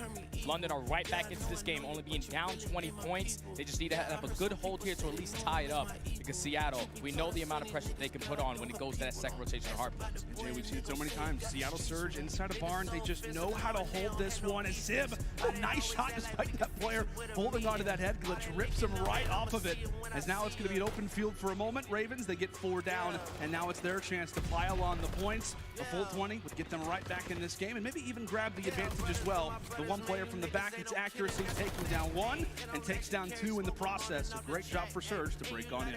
And one conversation that I wanted to spark here was that Accuracy and 0 to me are both on the comeback years. Because these players are phenomenal players. They've been in Call of Duty for a really long time. But Accuracy, remember, he had his unbelievable 1v3 versus Optic last year, and then he ended up getting benched. And now he didn't even play challenges. He was just focused on the next year, and so it's 0. He was a potential player for the London Royal Ravens, and he just had visa issues, couldn't get across, so he couldn't play. But both of these guys are on proven deals. I'm excited to see what these guys can continue to do throughout this series. Yeah, that's a great call, my friend. Like we said, we're a heavy emphasis on the young guns for obvious reasons, right? We've got a number of different debuts coming in from Sid, Pred, Nasty, and Gizmo, but a big focus is going to be on these vets, how they have trained all of these younger players coming into this season.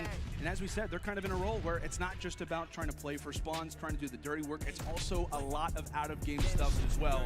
And we'll see who maybe is a little bit more prepared coming into this one as Bocage nearing the end of the first set of rotations and decently high score given how this map likes to play out. The final 10 seconds as the hill lays vacant.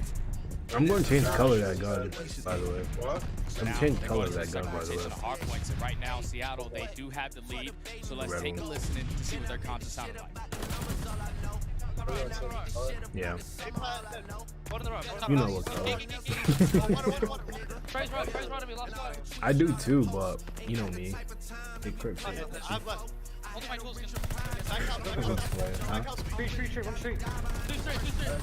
Nah, that's my favorite color is blue. So. But I'm not even thinking about doing the blue. I'm thinking like that ass. Like, I can't even tell you, bro.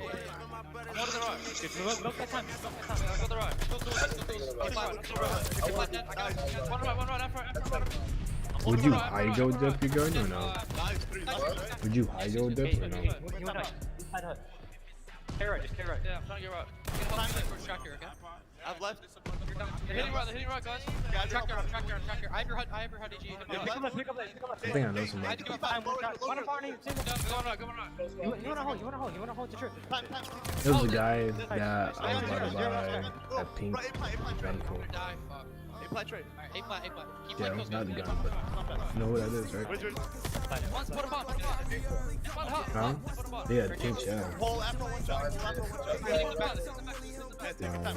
He's tracked right in front of me. Just like We have to get kills. Put him on. He went back bot. Nah, Bonzi Blaster. Lighting for now. Hitting for now. I'm in the back. I'm moving over. I don't see him on the tank. I'm fighting down. Good kill. Time dead. Time dead. Low water. One shot. Team on. Look over me. The guy's one shot on down. Triple G. Stop time. Jump down you. One shot on time afro. Right there. Tools weak. Tools the front door. One shot. Single. Stay alive. I'm coming in. One of them. Bind you. I don't know. Side house. Let's go. Sorry. PKG. Dead. Nice. He's putting camera, bro. I'm channeling it, bro. Every toes, I've left. Oh, he's back red tower tank. Tower tank. I have my toes. He flank mid tools. Tools. Back window and tools. And I really love the comms coming out of the Surge right there. It sounded like, you know, we were all thinking Lamar had to just lead it in the comms, but Pred was really stepping up. Mac was stepping up to make sure that they were setting up properly on these rotations. And while that was going on, Raven were able to break into that P2 from the front side and get a good chunk of time to almost tie this game up and potentially take this lead on this P3. I mean, what, Jay? You talked about it constantly. Surge have done a great job, at least in off-season scrims on this map specifically, because of being able to slow down the game. And I feel like often through those comms, you hear players say, hey, let's slow down. Let's play kills. Yeah. Everybody take your time. Not what you kind of expect lingo-wise at a map like Wukaj. Yeah, definitely not like a map like Wukaj, because it's supposed to be nothing but constant all-outs. So the fact that they were taking their time on certain situations is starting to cost them, man. I'm looking at Sip. This is a young rookie who people talk highly of. Right now, he's not having the game, but as I say that, he finds 3 in the feed, and that's going to be 149 to 163. A timeout has been requested. I don't think so, but Surge are only down by 10 now. Big plays going down right now. Player number 8, that was 0. He's been back here for so long, trying to lock things down for the Ravens again at a hill that Surge, at least in some scrimmages as of late, have been able to hold quite well. Nice shots there coming in from accuracy, taking down players toward that black gate side. But now an opportunity for Surge as the pendulum rather, continues to switch back and forth. A few trades to the middle side of the map, and now it could be on to Afro to try to make the play. It gets cut down once more from accuracy. The main AR looking through the middle, allowing for the young guns to slay, working out quite well. Final 15, and the Ravens may have to chalk this and prepare for the next one. They definitely have to chalk it, man. You do not want to push this and potentially flip those spawns going into that P5 hard point. But you see number 3 in the back. Max able to win at least one gunfight for now. On a 4-speed, trying to play his life. Afro is able to take him down, but they find 3 in the feed. So that's going to be the Ravens winning the gunfights off the rotation. Only being down by 15 points now. Can definitely get back into this game. As you see the spawns for the Surge all the way at stables. They should be uncontested for about another 5 to 10 seconds. Good start away for both of these teams. We continue to talk about it. The lead switching back and forth. One team does one thing, and the other roster ends up replying back in pretty much the same, if not equal style. Mac continuing to make the plays from the back, as that's going to be a few for him. 3 go down for London, and just like that, the spawns that were held from the Ravens now switch back toward the Surge. A favorable spot for them is, again, a massive hill every single second, meaning that much more on a map in which you're not often going to see that 250 score mark, 195, 192. Now it's London's turn. And this is great plays by London, because you just got to think about the first 2 rotations, the way that the Surge were able to hold down P1 and get in the majority of that time when you usually don't see things like that. But Surge only being down by 2 points, they should be able to take this lead, and they do not have the spawns currently, so this is beautiful for London. They need to win these gunfights in towards Barn. Trades going back and forth. Sip finds 2, Mac finds a 3rd, and just like that, the spawns are going to flip. Surge once again have control. Surge continue to put themselves in favorable spots. Right now a 6-team streak going through from Seattle. What can London do? And there we have it, a streak being called on in. We'll see what damage this can be. It's not going to be much. Everybody remain inside of the house, being prepared for what could come next. But 217, 200, London not going down, but Mac finding himself on 5. He actually took down Gizmo in the same streak. He and Brett continue to slay out from the middle side of the map. Some great work being done as streaks once more could be in their future. 18 seconds left. You cannot give this up if you're London, because you know you got that straight from one to work with. If you're Mac, potential glide bomb, if he can pick up another kill. Still time going in favor of the Surge. 225 to 203. Potential to close it out here on P2 as Mac is going to be fully streaked out. They find all 4 in the feed. They just have to pay attention to where Zero's going to be. Mac's going to lose that gunfight, so Zero has to try to play his life. His teammate's going to spawn right next to him. Accuracy, trying to do everything he can through the middle of the map, but 240 and counting. Surge can be able to close it out here. We'll see what they can do as it's a big double coming in from Fred. Meanwhile, the glide bomb is there to at least damage up Afro a little bit. Having fortified on can be difficult, but only a few more seconds. Somebody from the Ravens has to try to get here, and they will not.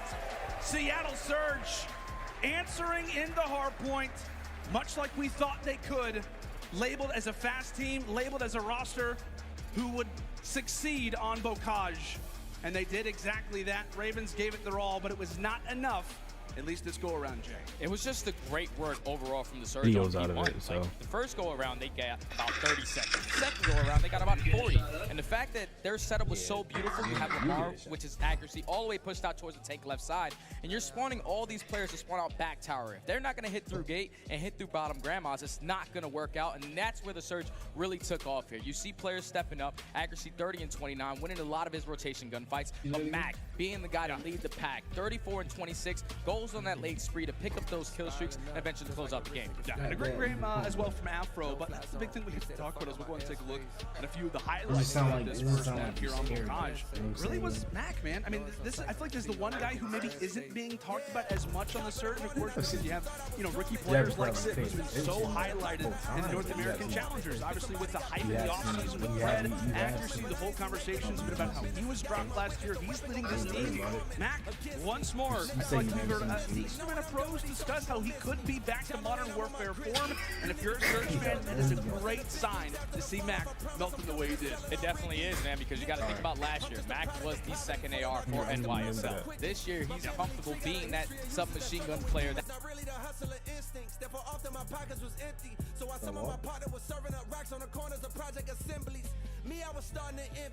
getting, man. What are you doing? Friday.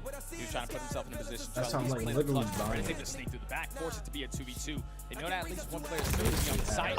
Great shots coming in from Zero with that pistol to now make it a 1v1. Sid knows the positioning of him. He has a lot of time to work with. He's going to spot him, try to hit the shots, and he's going to win the round for the Surge, even though they ended up getting first blooded there. Great work out of the Surge to win that defense.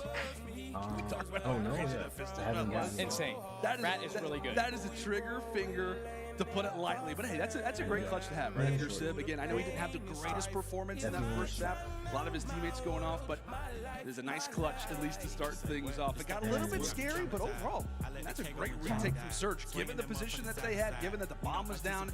But what numbers were even? You have what, Zero in the back with a sniper. Great calls, but an even better retake for Surge.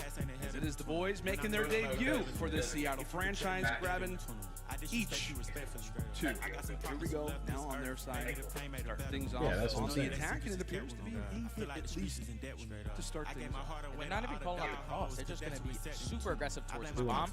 You have one player with his accuracy going to be the only island player. He's going to be playing in the back for his spawn. Afro's going to open up the first play. I'm getting That's going to slow down the push for the Surge. You see that one player who's in a great position. It's going to be Gizmo sitting in the corner in that H site. Looks like the attack is going to be here. They just have to win a majority of these trades because 2 players from London are all the way across the map. Afro at least finds 1. He finds 2. That's 3 on the round for Afro. Give him the ace. Once more, it's accuracy, the vet toward the back, able to take down Afro off of the spree. Now in shooting purple, versus 2. He's known as the Iceman. Can it be this early? Potentially could. Again, that bomb is down. You tell me Inside of gold, accuracy may find the time. Both players did go to the back alley. He's going to go ahead and decide to lay this one down. Ravens re-challenge, and they're able to take him. And we'll have a 1-1. Just a great round out of Afro. He opens up with the first blood. He doesn't take himself out of the engagement. And he comes back and finds another 2 to find 3 on the round. And in the 1v2 situation, you run around together. You're going to know the guy picks up that bomb. They play it beautifully, able to tie it up. And if I'm the London Royal Ravens this round, what I saw from him in the first round was Zero. He watches that cross, and he did not spot anyone crossing. So instead of just committing towards that B bomb, make the adjustment. Grab it back towards A. It's a flash. Look at you. Ravens. So how much is it for that? And they have got free side and then some. No, it's over like 10 distance. That bomb's gonna go down quick. Some of the we saw last round, a much more open setup. They're gonna have to be careful, but Sip finds one inside a small, totally tearing up the setup, but it's Gizmo on the opposite end. shutting down accuracy. A current 3 versus 3. 30 seconds left as there goes 0. And that's a big kill that they find on 0 in the back of the spawn. So now they know that they have flag control. We can potentially work the defuse. But you see that number player in Afro, able to try to sneak his way up the back. He's going to be able to defuse. Can he get this? Yes, he does. Great plays out of Sib. The way he just worked that round was beautiful. He works his way through bottom statue, finds himself going through that bottom middle door, works his way up the steps, finds that first kill, and plays his life the entire time as his team is trying to spot out where these other players are located on the map. No hesitation right there to hop the bomb. Great round of the Surge. Yeah, no hesi from Sib. Love to see plays like that already off the rip. That is a confidence type of play. And the Surge, once more, their retakes have been excellent. The reason why they find themselves up right now in this Search and Destroy. But they'll head back now toward attack. Some early shots coming in from middle as 0 has to play his life. Meanwhile, Pred given the information. Nasty with the first blood. A few shots coming in toward the dock side, but it's Nasty to win that. Ravens with man advantage. Nasty wrapping back. And again, we talk about that bomb. It's going to be down. We still have plenty of time to work with. 3v2. Do not want to allow this bomb to go down. And even if it does, do not separate. I don't know. What's up, Green? Dixon. 50 seconds remaining on the clock. It's looking like the push is going to come in. Poppin', bro. How you doing? Accuracy is at least trying to spot out Nasty.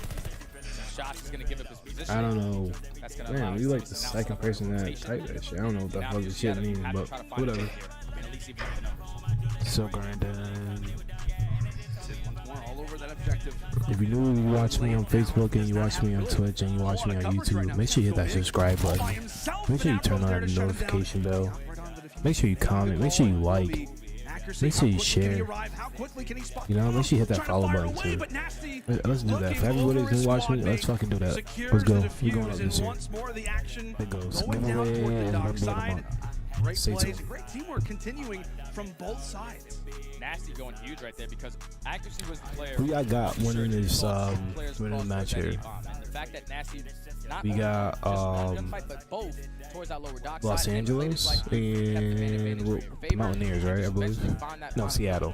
Surge. So we got Seattle and we got London. My fault. Who's winning out of these two? I don't know. I'm thinking Seattle. I just like accuracy a lot. So let's go. Down 1-0. Could be their opportunity, but how about Mac off the rip? Taking down both Gizmo and Afro. Half of the Ravens have been wiped away in just a matter of moments, and with that, time for the Mac to slow down a little bit. See if they can find a pick. There's their opportunity. All the way top 3 as Nasty jumps on down. Again, working on a spree of his own. But inside a library, 0. Not even close. There's the pick. Nasty finds 1. He does get traded though. So that's going to be 3 on the round for Mac. All left up to 0. In the 1v3 with the snipe. Come on, buddy. Give me a good shot. Unfortunately, he's going to run into Mac, and that's going to be the ace for the Mac attack. Just making it look easy, man. Not missing a beat ever since that first map. Drops 34, and right there an ace to close out that round for his team. Yeah, great plays. Coming through from Mackenzie, as I thought for a moment. Like there was a second in my heart, Jay, where I thought maybe there's a chance for a 1 versus 3. You know, he's got the rat in your back pocket. It almost feels like a primary at this point, but not able to do it. A little bit too close for comfort, but regardless, Surge able to claim it. See if they can continue to lock things down. Really, can anybody get a solid advantage in this Search and Destroy is what we're waiting for. It's been so back and forth. Obviously in the hard point and in Search and Destroy, it's been exactly the same. As now we'll see that smoke laid down toward the dock side. Is it a bait? Really, that's the question that the Ravens are asking, but based off of that nade, they've got to think that some coverage is gonna be here. Mac once more. That's gonna be 5 in a row for him. Sib taking away 0. And now into the 2 versus 2. And now 2v2. You see the positioning of Gizmo. He's all the way pushed out towards trains. Might get some good timing on accuracy. And Sib trying to work with the sniper towards his B bomb. Bomb is going to be down. You know that Nasty likes to play towards lower docks.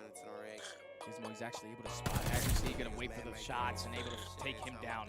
So now in a 1v2 is going to be Sib. Almost hits the shots to try to clutch it up and make it a 1v1, but just a great hold from the Ravens. Nasty once again holding down that dock like it's his. Yeah, that's for sure, Ben. Absolutely locking it down. Again, we see the sniper being brought out from both sides. There's Sib. Maybe he had a chance, maybe he had an opportunity, but once more the pendulum continues to go back and forth. Seattle not able to secure that one. London able to take Mac off of that spree, which was really one of the biggest stories coming into that round, was maybe streaks could be in his future, but gets cut down after 5 in a row. Now we see the Ravens back on attack. We've seen him hit A at least once so far, and it really came down to the team defuse from Civ. He's got his hands all over this search and destroy, but Mac once again leading the charge. Nearly takes down 2, but it will be a 2-for-1 in favor of the Surge to start. Again, considering if you're the Ravens, being on this attacking side, having the door shut right in your face is not what you want to see. Making their play toward the back alley. Accuracy knows it. You see the positioning of Sid. He's already worked his way all the way through the backside, so they basically have these guys trapped. They must know that they're going to be inside the bomb or back alley. Just no one be over aggressive. Should be easy shots coming in from Sid. Finds the first, finds the second. Sid works his way through the middle. Mac, just great work early on from Mac finding that first blood, but eventually Sid closing it out with the 2-piece. Surge take the round. Yeah, and that just comes down to good comps, which again is a question coming into this map. You know, are they going to be prepared? Are they going to be ready for situations like this? And you labeled it well, my friend. They put him in a box. They made him stay inside of that train station. It was really just a matter of time. Like you mentioned, Mac finds the first 2, and then from there, Sid making the play, making the early call, prepared to take down the Ravens from the back. Sid, as we mentioned, in this search to destroy, he's had some plants, he's had some diffuses, and he also leads his team right now in terms of kills, 7-3. He'll be playing toward the dock side, which, given the Ravens setup, more playing for picks through middle, not necessarily going to be the answer. As Nasty, the farthest pushed up player, he's going to have his hands full. This is going to be a free plant. Yeah, this is going to be difficult. Number 2, which is going to be accuracy, has to focus on this player. It's going to be Gizmo, going for that late flank. They still have bomb site control. One player, Nasty's trying to challenge from low docks, but Sib's going to be in that position. He's unfortunately going to lose that gunfight. So now the 3-4 in favor of the Ravens. Back with the trade. But still, this play can all fall in the hands of accuracy because he's in a great position to play the clutch. Get that plant down. So many different angles throughout the warehouses. And just beam 0 as well. 15 seconds, and that instantly enters the mind of the Ravens, but they know exactly what accuracy is. 10 seconds. They've got to try to shut him down. Gizmo from the top. Yeah, doesn't take down Afro. He does not take down Afro, and the defuse will be in. Aware of his position, Afro sticks it, and the Ravens, through a nail biter, are able to secure it. And that's rounds you usually don't see. If you get that B-bomb plant, especially if you're a 4v4 and it's a retake, you do not want to commit to that first challenge. The fact that Sib played that challenge towards lower docks and it eventually costed them that man advantage really allowed for the Ravens to eventually play the trades, allowed them to get pushed up towards that docks building, towards back bow house, and eventually find these kills, solo out accuracy, and not allow him to get that kill in the nick of time before Afro was able to pull up that defuse. And again, Jay, it's impressive work. Like in a situation like that, how many times have we seen a player, you know, when the team's in a 2 versus 1, there's not a whole lot of time on the bomb, that player just hops off the defuse. No, Afro was prepared. He's like, I'm gonna go ahead and bet that my teammate's gonna go ahead and clutch this. Some great plays already being made from both of these young rosters. Nasty, who did have that objective, is going to drop for the beginning. Gizmo does not get the trade. He does not get the trade at all. And now it's going to be a 2v4. All left up to Afro and Zero. Zero is able to find accuracy on the late flank to make it at least a 3v2 for the time being. Afro thought he spotted one player. Now he's able to make it a 2v2. This is a winnable round now. Bomb is still going to be down at that B site. So if I'm Pred, I just want to stand right next to my teammate. You want to play the trades. You see Zero all the way across the map still, trying to push up that left side. To eventually have to start working his bomb. And if Zib is able to take down Afro right here, it's basically an impossible round for Zero to try to win. Gotta get the fight. Again, 30 seconds, you have the bomb. You have to plant that thing in order to win the round. That's how it works in Search and Destroy. And finally making their move. Sib's gonna be prepared for it. Puts in a few bullets with the auto and sets up his good old buddy Pred. The Apex Monster, as he's called, but not able to grab that one. Sib versus Zero, and really it's a prayer for Zero at this point. Sib just trying to get out of dodge as quick as possible. Check every corner you can. Are you gonna check it right? He does not. Sib will stay alive, and that will be a clutch for Surge. And again, a situation where there's 30 seconds left. It's a 2 versus 2, Jay. And Zero is nowhere to be found. Yeah, we have to get closer to the bomb right there. There's no way we win that round without planning it, or at least finding both kills. And the fact that he was all the way across the map, it wasted a lot of time on the clock, allowed these players to eventually just set up that crossfire. Great work from Sib to stay alive, to allow Pred to get that first blood. And it kind of got scary for me because I would have liked Sib to just run back to the boat houses, play a super corner, but laid behind the boxes, eventually close out the round. And something so far throughout this map, we've seen a lot of defensive wins. I usually see a lot of offensive wins. This is throwing me off, but Zero's going to open up with that first blood onto Sib with the snipe. Towards the long halls, making his presence felt already off the start. That's going to be 2 snipes for Zero. Finally gets met with some shots from range. Mac takes him down with the headshot into the 2 versus 2. Accuracy and Mac trying to secure the final round for the Surge. Can the Ravens force the round 11 as the plant will be in? Accuracy holding the long round, Mac up close. Afro and Nasty look to play this one toward the back alley. At least for a moment. I was used to that shit. Just trying to make sure that nobody's going to be able to hop on this defuse, at least without information gained. Accuracy takes down 1 toward the street, and now it is all up to Afro.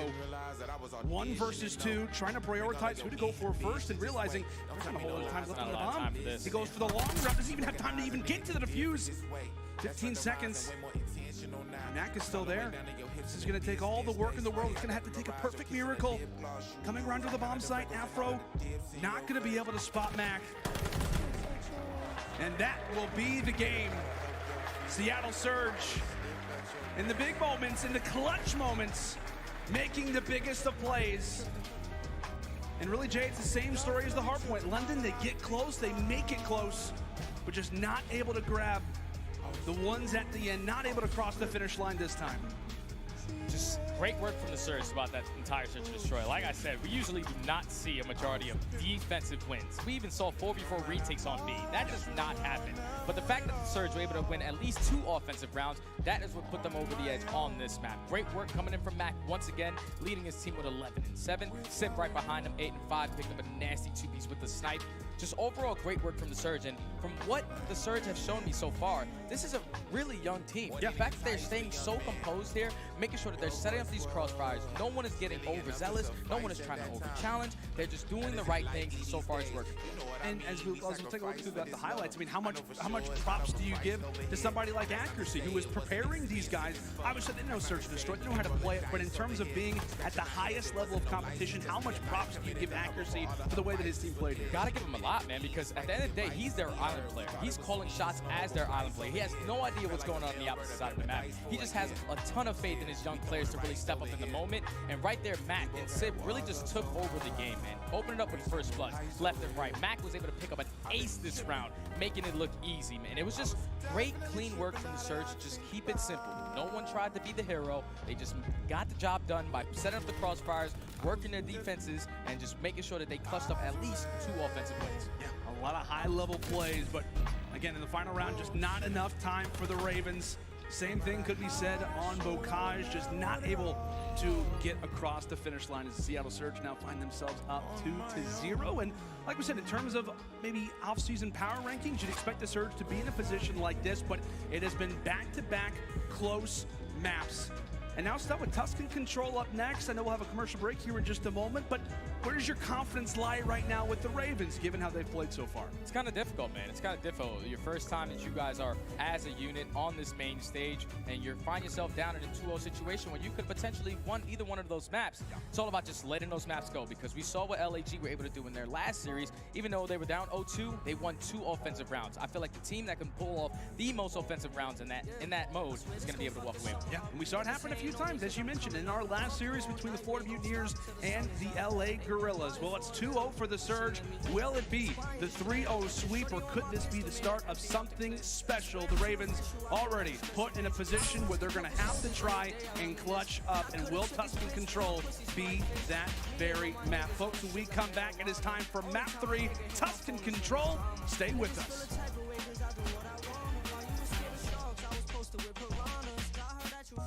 Maybe you should teach me. I'm afraid to tell you how these other bitches treat me. You don't gotta worry, I'ma pull up when you need me. How my bitch bad is what I wonder, like I'm sleepy. I know it's been way too long. I know niggas did you wrong. Say you could call my phone. You need me, anywhere you need me. I swear to God, you better never try to leave me. I swear to myself, I swear to God, I'm greedy.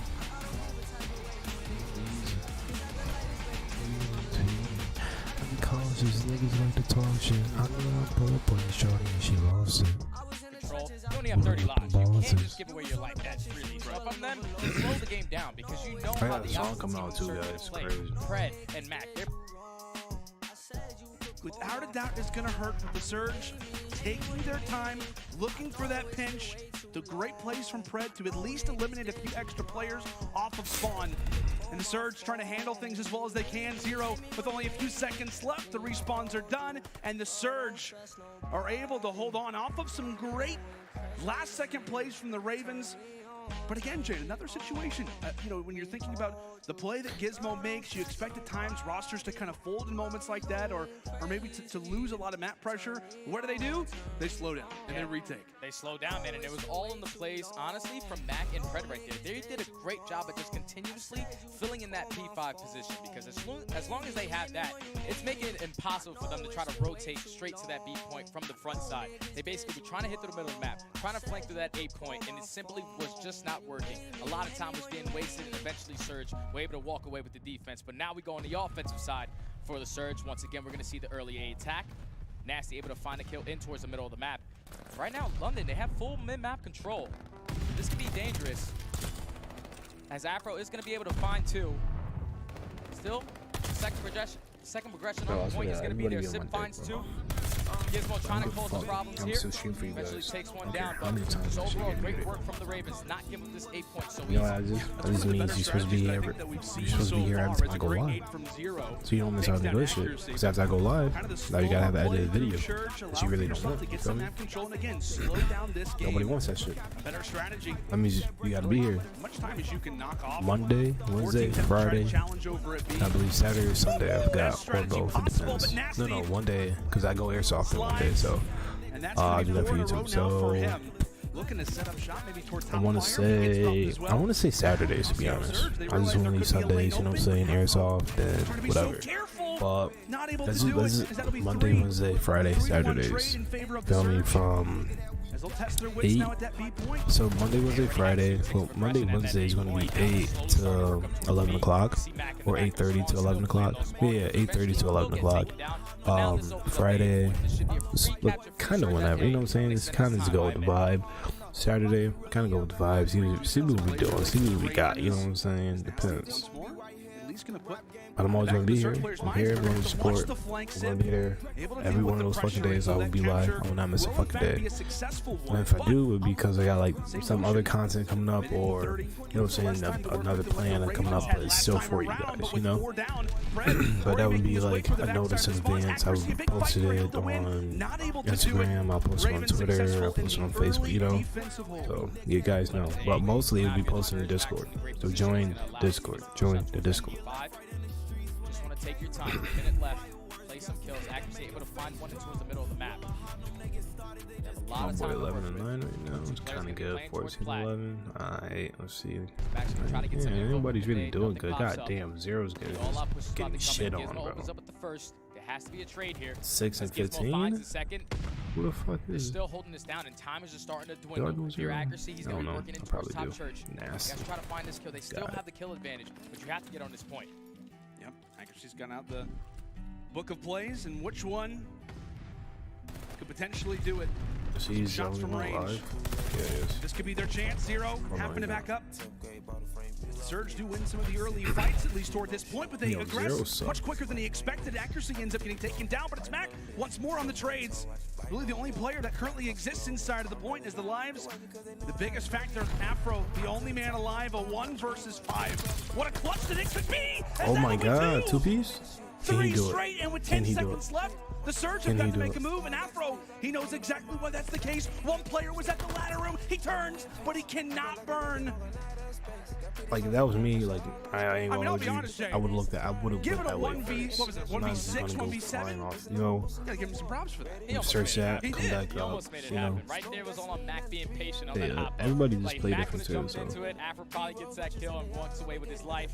But I thought the way that the Ravens played that round in the beginning was beautiful. They did not give up A so easy. They had the live advantage, but once they allowed Surge to sneak through B, set up Mac in the back of the spawn for some spawn kills, eventually take that live advantage back. And then it was just an easy handicap at A. You just play the kills, you play it correctly, you play your position. That's exactly what happened there at Surge. Yo, Zero is literally getting shit on his fucking game. Very similar strat, right? Like, why is he? Who picked his assassin? He's about to get popped. Start to jump out of church. Ooh, yeah, this shit nasty. The Ravens don't expect it. The trade is in, and with that, the stack will now begin at A. Watch. That capture just continued to roll. Seattle is up. If you guys just now watching, Seattle is up. Florida won. Control trying to be granted for the Ravens. This second game. At least to start. Gizmo on a 2 spree. It's cut down. And unfortunately, right there, Gizmo was trying to set up for the small kills. He gets taken down by Pred. They still do have the man advantage, up by 3 kills. They look booty cheeks. They look like buns. Trying to set up the pinch from the backside, but they cannot allow the Surge players. I ain't gonna hold you. I feel like I get my CDL team and I compared it to London. Like, low key, you're fucking nasty. You're gonna have to break through. If you are the London Royal Ravens, 2 minutes on the clock in a situation where they have to win if they want to stay alive here at the Kickoff Classic, down 2-0. As we said, you've seen them. The exact same story as the first series. LAG were down 2-0. They made the Mac, reverse sweep, at least in the control, and the Ravens will hope for that very similar storyline. Trades back and forth, nasty up close, not able to grab it in the Surge. Able to wipe away another team push out of the Ravens. Minute 30. Hey, how you doing? Life advantage, not too much of a doing problem. alright. Yeah, when you got Pred in your spawn. Doing good. Just chilling with you guys. You know what I'm saying? Today, next 2 weeks is all about you guys. Just chatting, watching videos and shit. Goodness, young man. Catching up with you guys, interacting with you guys more. I'm like, I'm coming back. You look new to me, so yeah, I'm coming back. Streaming Monday, Wednesday, Friday, and Saturday. Monday, Wednesday, 8 p.m. Eastern time to 11:30, maybe 12 p.m. Well, not p.m. but a.m. to Eastern time. Monday, Wednesday, Friday is going to be. It's going to be like 8:30 until whenever I go to sleep, basically. You know? Constant flanks, constant 2 pieces. The Ravens are just trying to compose themselves, and right on cue, that'll be a 2-for-2 trade. Finally, the Ravens. Oh, does my stream still post in AOFA? I surprised. No, big shout out to against. No progression yet at that B point. Against fallen army or something like that. Yeah, I used to join that clan about like a year ago. Met a couple cool people, but I'll be honest, the only reason why I left is because it was dead, bro. It's like nobody was ever on and shit like that. With no respawns left, hardly any progression as they'll have to get on the Thank you, bro. and they're gonna have to stay here. Afro, he can't afford to stay off of this one, trying to wait for Army a few of Fallen teammates. Angels. Yeah, Players that's what it continue is. to drop, but Afro going as big as he can. 0, the last one alive in Seattle, will hold on. A solid series from beginning to end, and there you see it. It's got to feel good for accuracy. A 3-0 versus the London Royal Ravens. 2 teams very similar, composed. The vets with the young guns. Challenger scene being represented across all of our regions, but it is Seattle's day.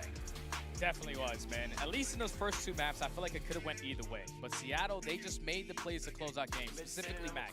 Search and Destroy, he went big. First hardpoint, he went huge. And even towards the very end of that game, even though he wasn't picking up a lot of kills, the fact that they were just filling in the lanes properly, just making it so difficult for London to just spawn up and decide where they wanted to go. Some players are going in towards top fire. Some players are pushing P5. Some players are pushing mid. They just couldn't get a clean push because the amount of pressure that the Surge just had on that map, able to walk away with a clean 3-0, man. And I honestly expected that. I expected the Surge, everybody that has these guys in the top ranking pretty much at 4th right now. And I love this team because they're such an underdog team that you don't really have high expectations of. But if you're on a redemption season, that's a good way to start. Yeah, that absolutely is. If you've been a Seattle Surge fan for the past few years, well, I do feel slightly bad for you. But this could be their opportunity. This could be their chance. New blood, a new roster, and a new result, at least, for this Kickoff Classic. We talked about a number of different players, and it is the Young Guns going big in the control. 26-18 there for Sib. At the same notion, Pred, 24-19. I mean, really, Jay, from start to finish, if you, like I said, are a Seattle Surge fan, this is a great win, not just because it's a 3-0, not just because it's a 3-0 in the control, but because it was I think I messed up my camera. I fixed my cord. Where you had players across all Yeah, I maps, think so. specifically a guy that not a whole lot of people were talking about, have a phenomenal series in Mac. Yeah, and it was beautiful plays, specifically right there out of Sid and Fred. They both had 18 non-tradable kills. Yeah, bro, I'm having a good night. Just chilling. Like again, like I got other kids. Radio FA, Army Fallen Angels. You know what I'm saying? It's cool people. I met a lot of people.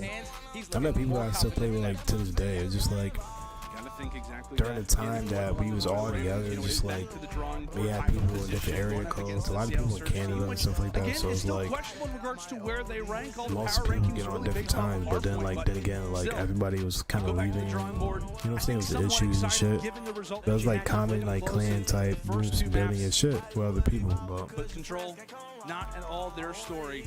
nothing bad about them. In the books for Seattle, but again, Jay, just a number of different great plays for the team.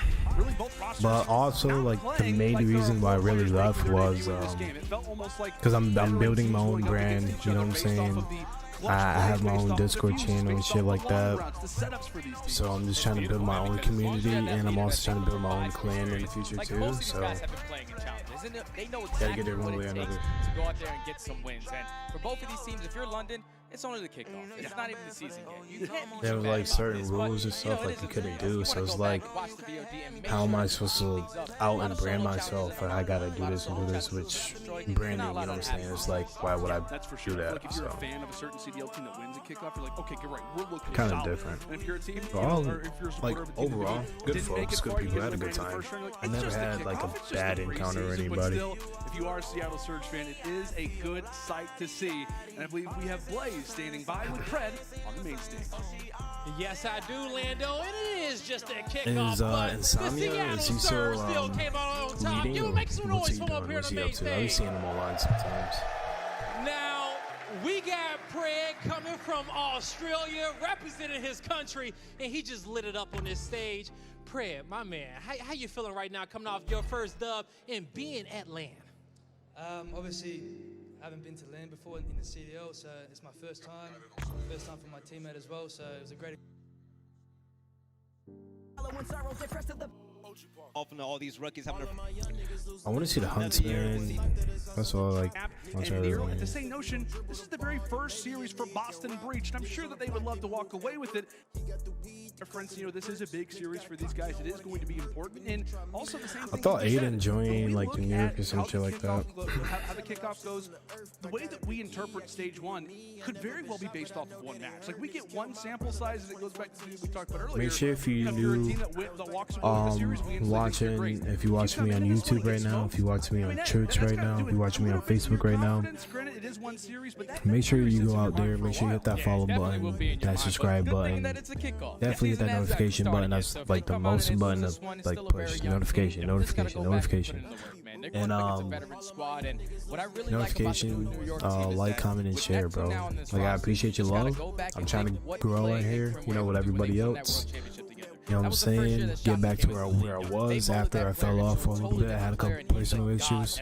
But if y'all are new, man, I have a lot of content posted that's coming out. So make sure you hit that Discord link too, bro. Everything will be posted in there. Like, next, oh shit, I knew it was too close. Over like the next 2 days, everything will be posted up. Yeah, without question. Like you said, it literally went from Botsy to the MVP. I have a small little crew working with me, man. We all working.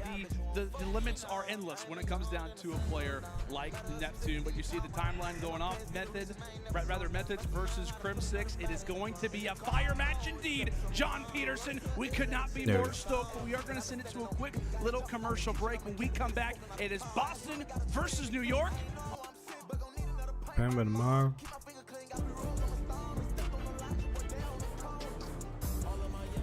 No, they're still on the break.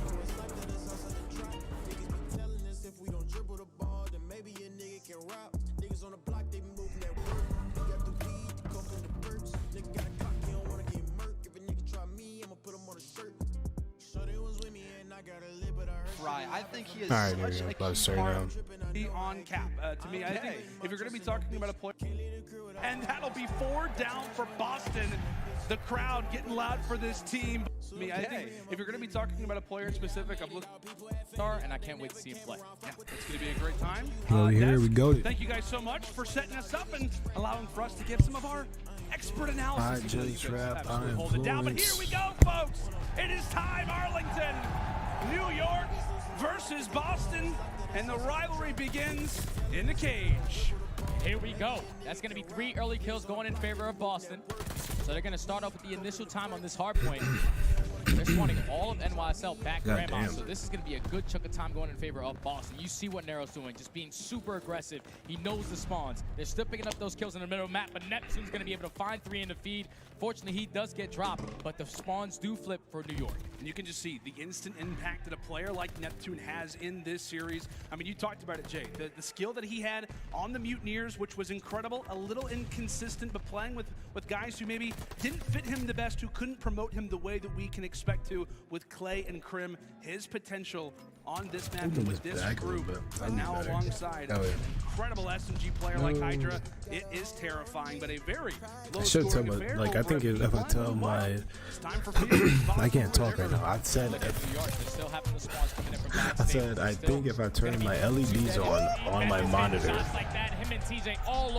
that should probably be like too bright. Cause I already got like LEDs right here in the background. So. It's been a great start for this young Boston roster. It absolutely has. Methods finally gets taken down off of that 4 spree. And Methods, man, like I said, this is a huge series for this guy as well, Jay. We talked about it. This is the opportunity to kind of revive his career after Toronto Ultra last season. He's the face of this team. He's the face of this franchise, this new brand. And like we said, his stream's been kicking off, but his skill in this team, rather for this team, is incredible.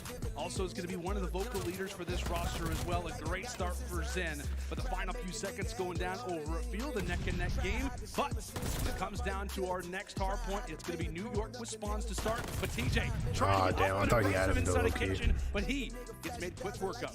And the way you want to set up around this hill, obviously you want to have that back control, but the main focal point has to be this kitchen area. Neptune so far, he's holding it down to the T. One player in Method is trying to work his way towards the lower tanks area, and that's actually going to allow Boston to start spawning in the back. That's going to completely throw New York off. That's going to be a clean 4 dead, Boston to break in. Impressive stuff there, right?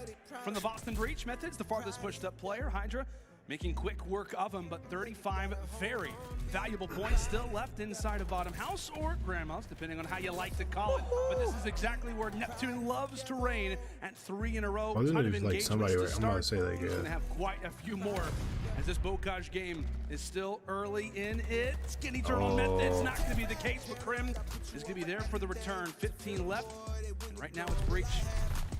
Mere seconds going back and forth. Right now, Capsule, a little bit of a slower start.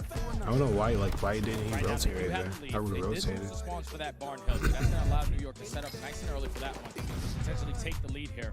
As you still see 2 New York players pushed up in towards Grandma's. Krim and Clay going absolutely. To be honest though, I feel like kill in the feed. If I was a CDL player, like I'd be nice, but like in the beginning, like of course we'll have like the rough fucking start.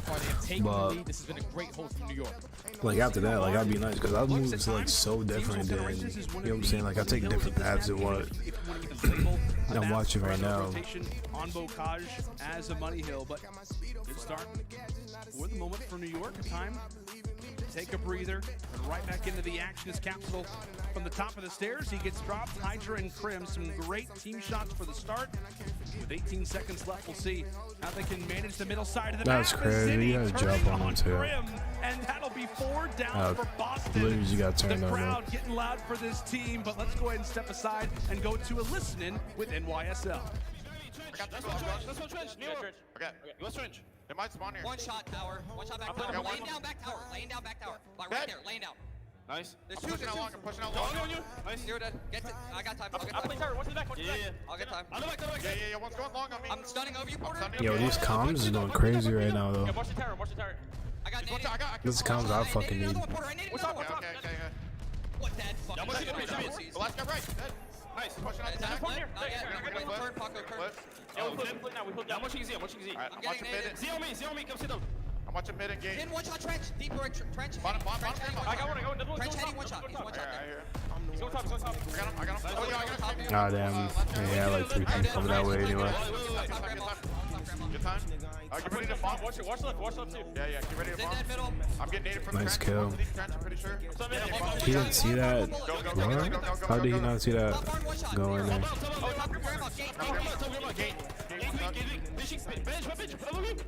Oh shit. Got him. Yo, one's pushing me out. I don't think my feed is acting right, because like if you following shit, I'm not really getting everybody notifications right away.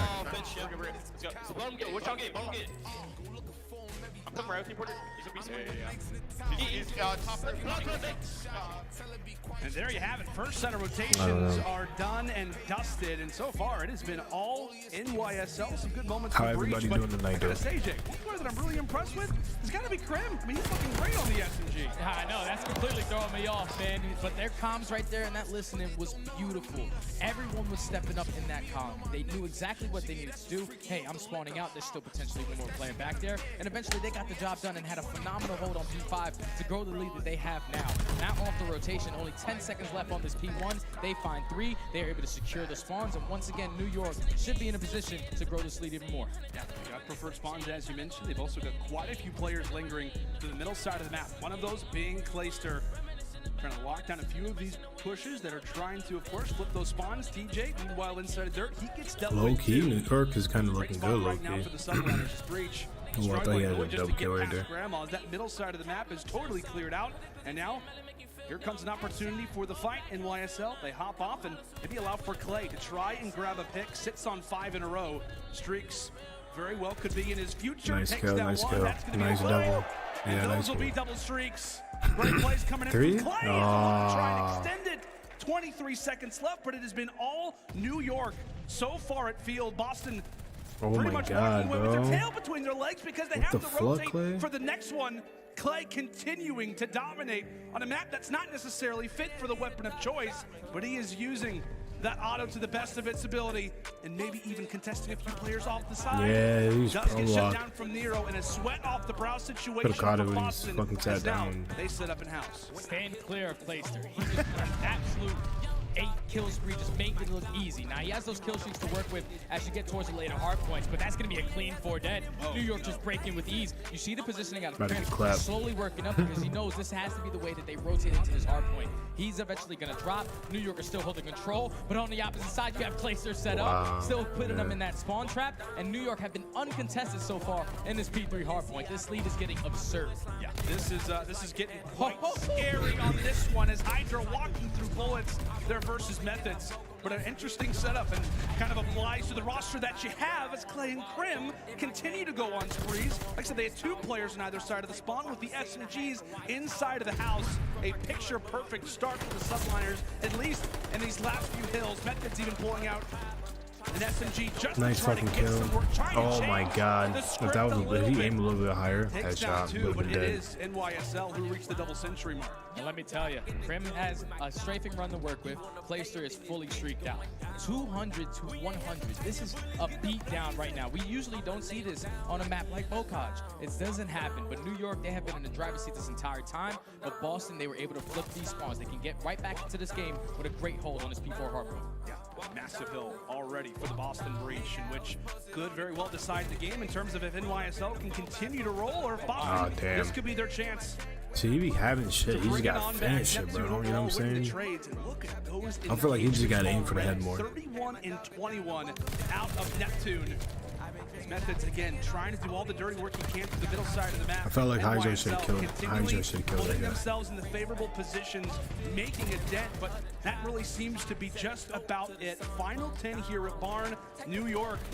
Now within 20 seconds of closing out this Bocage. Great start just pretty dropped much a from 30 bomb. everybody, and here comes the streak. Clay calling out the glide bomb, giving at least information over to his teammates. And they're continuing to win the fights. 238 and climbing. Only need 12 points away from closing out this game. New York have played this flawlessly. Look at Crimson sitting at 32 and 28. Really stepping up in the SMG role. And I know he has to be feeling really confident with that stat line because usually Krim is an AR guy. But the fact that he's going to be that flex player, he's stepping up tremendously right now alongside Neptune. What can Boston do? I can literally hear Clay from the stage myself. Oh, yeah.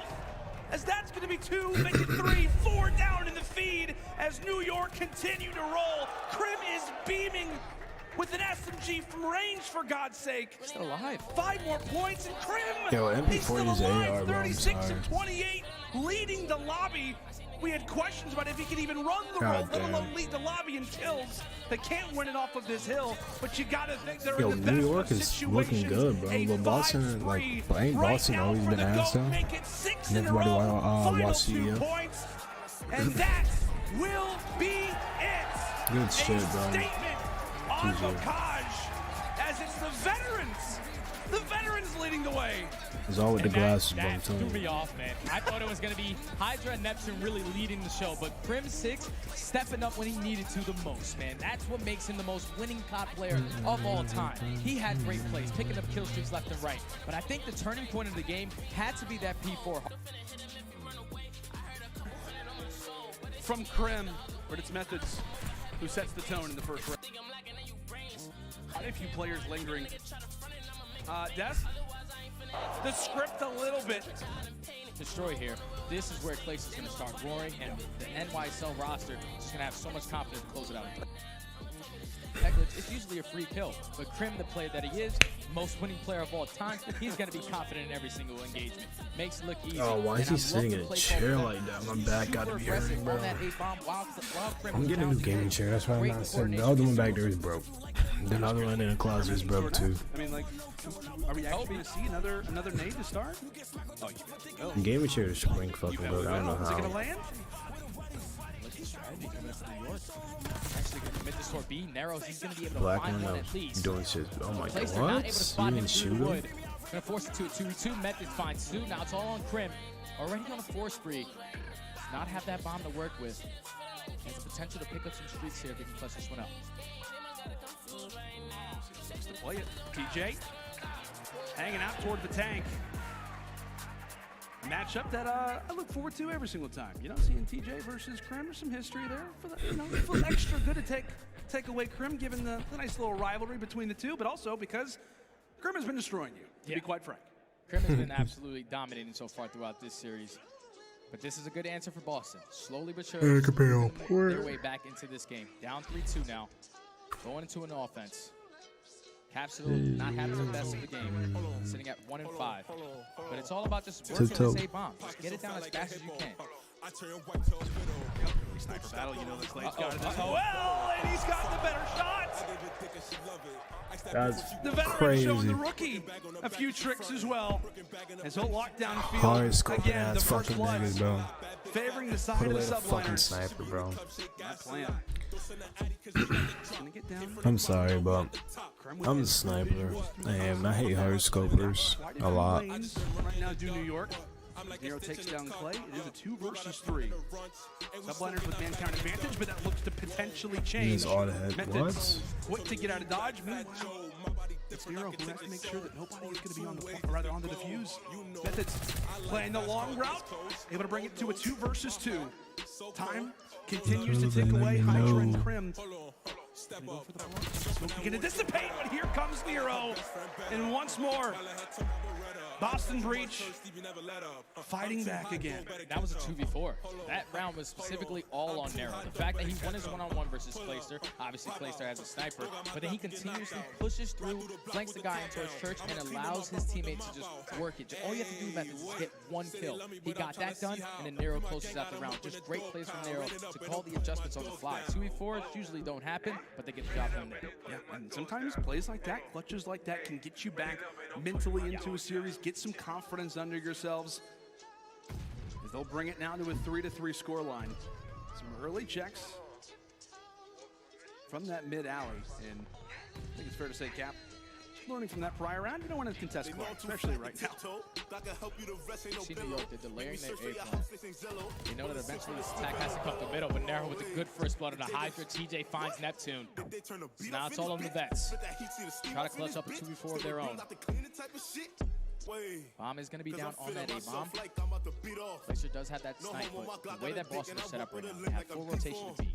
They have everything at middle map. They know the bomb is down there. This is going to be a difficult round for New York. Methods watching out for Cap right as he tossed the nade. Could have been the opportunity for a shot for Krim. Really killing the methods. As well, kind of pushed up.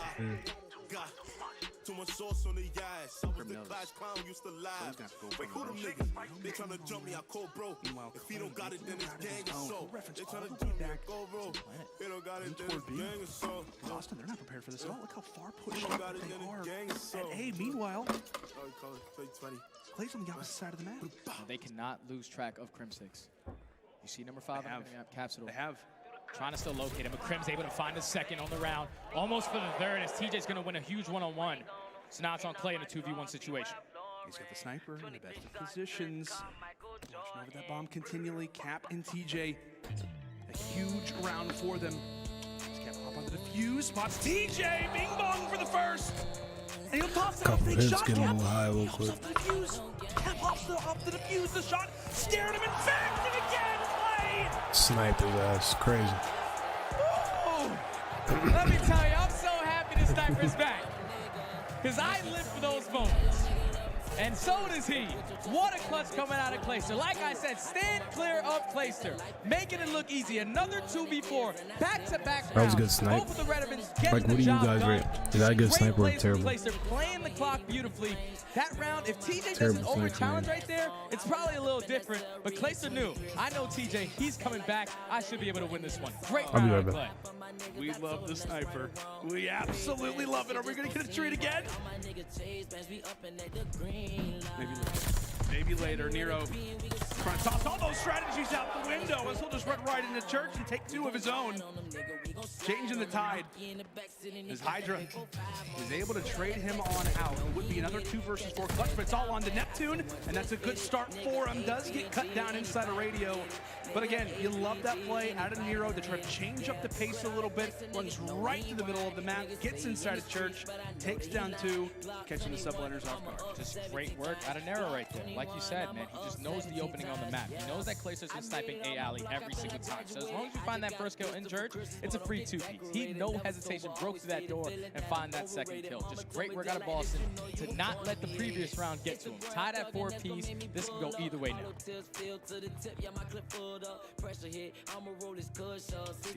Got playing. Utility toss from Nero over the top, and not feeling nearly as comfortable with that A plant for obvious reasons. So reestablish some control inside of well. So hide out for the moment while the other subliner players look to try to find that early pick. Nice Clayster to the top side of the map. Something to keep in mind. The pressure on the Church only looks to elevate, but playing with nobody looking. That one's going to go down scot-free, and Hydra as well. Takes TJ's head right off Crim with the instant reply. It's all down to Nero in just a matter of moments. What can he do from top 30 seconds left? What a huge clutch this could be. Set the tone in that last round, but Clay continuing to be over at the field. Lanes watched, and New York, they get the plant for free. Boston instantly challenged, and from there, it is a sub-liner round. That's just another beautiful setup out of New York. Like, they were slowly working up towards that A-bomb, but they worked it so well that Clayster was able to push up to the opposing side of the base. So now he's not allowing Breach to wrap back and try to break it. They all have to try to attack this through middle and through the flank, and they had the perfect crossfire setup for that. Hydra finds one, Crimsix finds another, and then Clayster eventually closes out the round, man. Just great work from New York on such little practice. Yeah. They're making this look easy. They absolutely are. Crim is practicing those nade spots. That's without question. Meanwhile, Boston fights. The engagements are going down inside of P5. TJ is there. The plan is successful, and he'll have some words for Crimsix. A quick 3 for Tej in Boston, just like that. Send us to overtime. It's time for round 11, the first one of the season.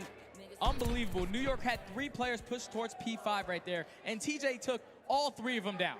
That's something you usually don't see. Now we're going into a round 11. This is crucial because I feel like the team that gets offense here is going to be on the stronger side.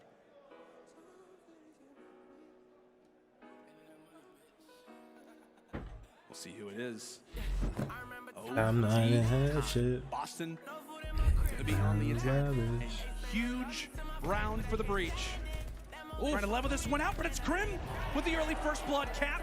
Bro, he gon' blast there it. for the reach out. 3 versus 3. Doesn't that get dropped? Meanwhile, Cap trying to make the route. This potential Hydra gonna try to play his life. On the clock. Here comes the engagements. Neptune ends up getting found out once more from Capsule, but again, they have no idea that Hydra is in this position. Most likely here's a call up from a teammate. We're gonna find that they have wrapped around the back. But what can Hydra do in this position? What could totally explode the rest of this series?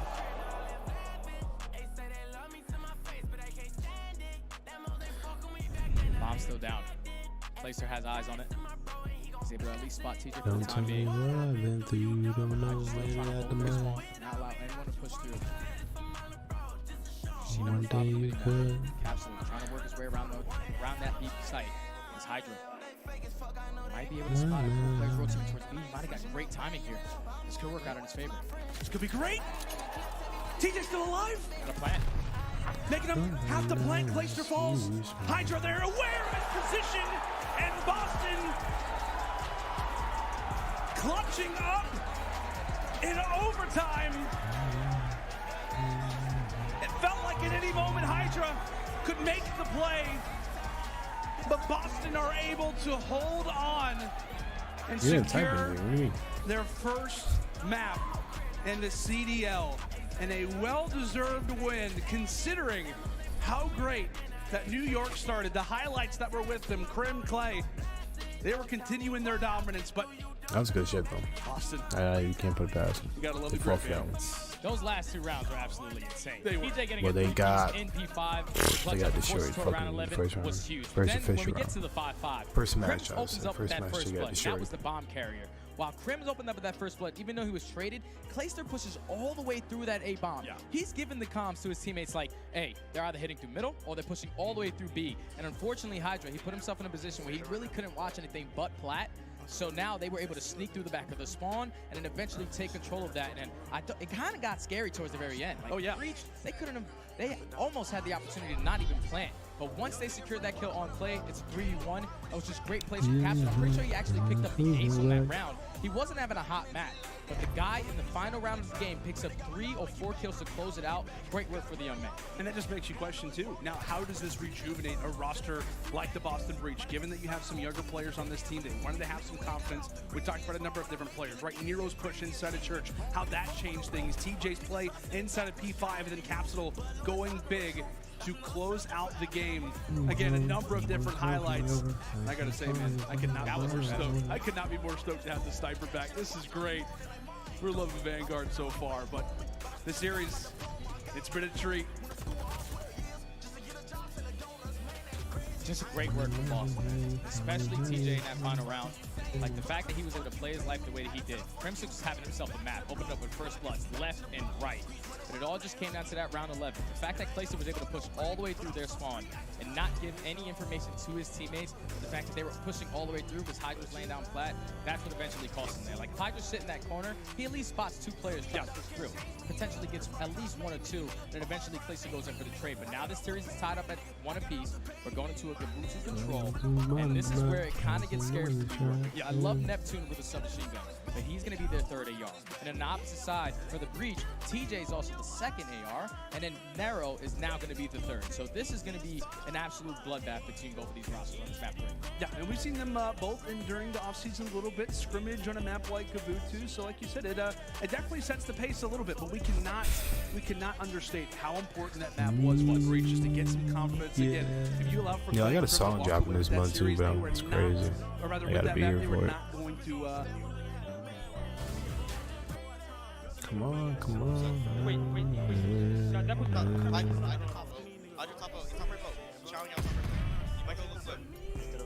No, I gotta see this first one. Kind of look like somebody snapped. You also have Crim, who happens to be sitting at Top Gun, one of the more difficult positions in the entire game of Call of Duty Vanguard. Hydra over at that power position. He finally gets cut down, and the farthest pushed up player being Crim, trying to be as annoying as possible. He's got the trigger finger. I see a lot of people dropped, using that pistol, bro. Good old 5 spree from C6. And there goes Nero, able to at least even up the numbers, finds 2 in the feed. TJ finds the 3rd. So now Neptune, the only player pushed up in towards ship. Second ticket progression is going to be completed. Now all the players are going to be spawning out towards that back cliff side. Just want to make sure you pick up the kills when you can. 3 live advantage currently for NYSL. and this would be huge if they can potentially pick up some streaks. That was a waste, bro. He should have still straight. You knew what it Not was. necessarily to write home about, but Oh, could we start about to to turn get into double that. now. Granted, Can't wait for this. rather Ooh. granted, how New York Might be an push this off of interesting play. top ship. Yep, there you go. I knew he was Just gonna to wipe die. them away. The big thing for New York is once they capture this point, they have the ability to push in toward your green building. If they can get there, that's when things start to get problematic. That's when a spawn trap can really begin to be established. So that's the reason why Boston are focusing so much on this ship position. If you allow for them to push through this building in particular, it can make things difficult throughout the remainder of this round. And speaking of it, we've got a minute and 15 left. Yeah, and Narrow the entire time, he's holding down ring. Oh, I'll He's be right making back. some players from NYSL play super slow because that position is powerful. If they can take control of ring, they can potentially attack this from the front. As you see number 2 in the mini-map, Neptune still picking up kills from this ship side. Now all these players are going to be spawning out towards Red Tower, and that's going to be a clean 4 dead. This should allow NYSL to start getting pushed up on the map, eventually get someone on this point to eventually stop that clock. Hydra, he's hanging out toward the weeds, does get found out there from Capsule. A little bit of a slower start off of this first and early stages of the round, but again, Breach looking to recompose themselves right now in terms of lives, down 12-7 as TJ continues on the spree himself, nearly finds 4 in a row. Does get cut down, and so if you're subliners, you've got 1 to 2 more good pushes at it. And they're going to bet quite heavily on Hydra. If he can make a play, that can set them up off spawn. The Boston Clay, he's able to take down 2. Meanwhile, Hydra is in the back of the base. This could be the moment. Boston Breach pretty much playing search and destroy, considering that they've got no lives left. So there goes Cap. He's going to be away for the rest of the round. Methods able to drop 1 for the moment, but 15 seconds left. It's going to come down to lives most likely. Players pressuring from behind. That's going to be Hydra. The flank. It's taken a while, but it's worked out quite nicely. Nero doing everything he can. It's a 1 versus 7. A hope and a prayer maybe wouldn't even save him at this point. Clock stopping at 9 seconds, and there you have it. NYSL, a solid round to start. Great work from New York. They were able to capture that A point, have at least a 3 to 4 kill lead. Only focus on that B point, but you can see you continuously saw those players push up towards green.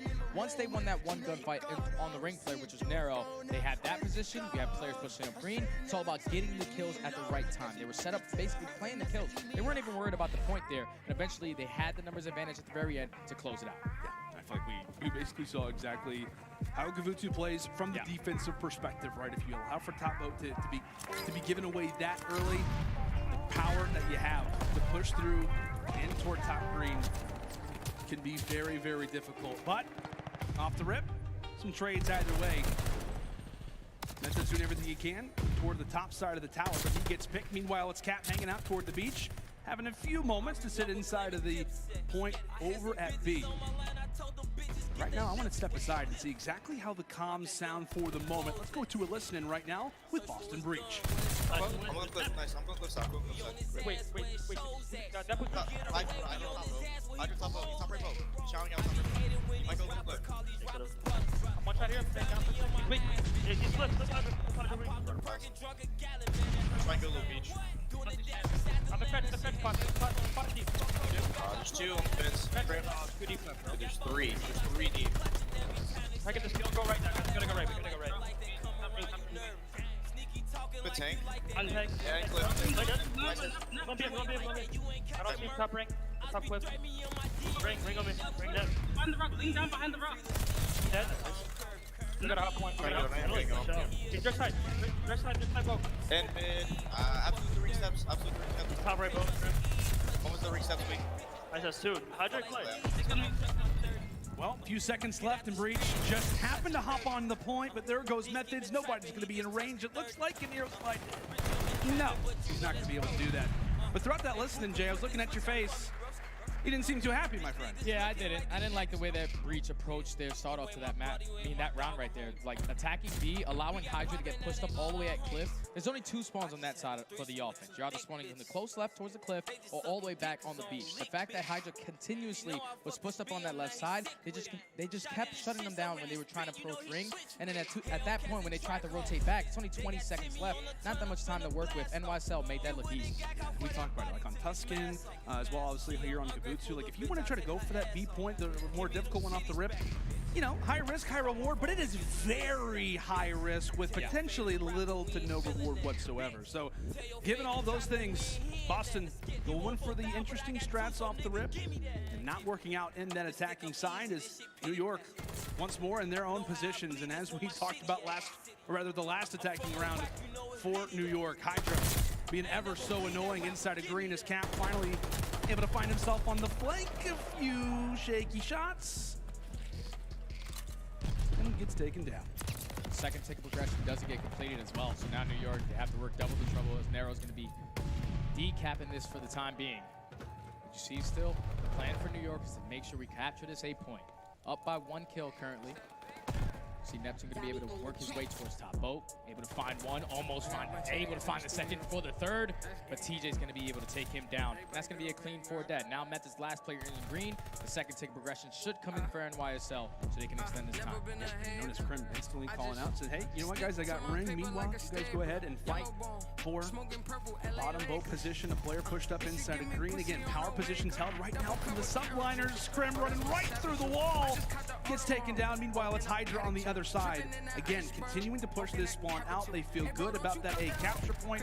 One more player inside a bottom boat. That was Cap. So look to try and stay alive for as long as he can. He gets dealt with. Oh, and still, New York hanging on off the back of Nero's 3-piece, and TJ finding the 4th. What nearly was a successful capture at A. Now is a back to the drawing board type of situation for the subliners, and Jay, they've only got 30 seconds to do it. Yeah, with 30 seconds, they do find 2 kills in the feed. This is going to allow them to get pushed up, but Method's able to even out the numbers, slow down the push at the same point. Finds 2, Hydra with the trade. 20 seconds left. New York have the live advantage, but they have to get on the point. They have to try to extend the clock. Hydra, unfortunately, not able to pick up that kill on Methods. He's going big from his top ship. Spots another player and Clayster down low.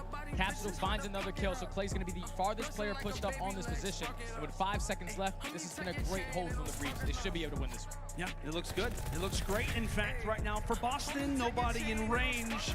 And the Breach will hold on after what was a interesting first attacking side, but again, it comes down to time, not able to grab really that final tick over toward bottom ship. Got close for subliners, but some big plays coming through from Methods and some clutch kills really from Nero specifically that allowed for them to see another round. But as we talked about for Boston last time, it was an all-out B hit, doesn't work out, and learning from their mistakes, Jay. Yeah, they're definitely going to attack it this go around. So it's all about winning these initial gunfights. Hydra and Krim are going to be the players trying to contest it. Hydra's going to work his way up the ladder with the pistol, find that first blood on the TJ. Hydra's having himself a 22 and 11. Oh, come on. 23. Making the third onto Nero.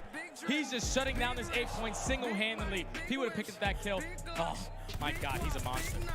Oh, he is. You give him a pistol on the ladder, which you can kind of move up and down from time to time. Oh, goodness. Hydra wowing us already to start off this round. As again, Boston still holding regardless of that push that Hydra makes.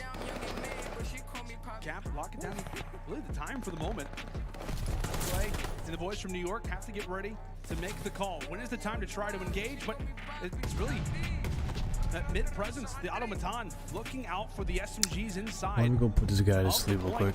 Cap sits on 4 in a row and inches ever closer toward a successful capture here at A. It looks good potentially as Krim, the only player still up. He gets dealt with in a minute, gets added to the clock. That's great work right there from Boston. Now you have 2 minutes to just work this B point by yourself. Now, you just have to find a position of Clayster because he's so far pushed up in their base.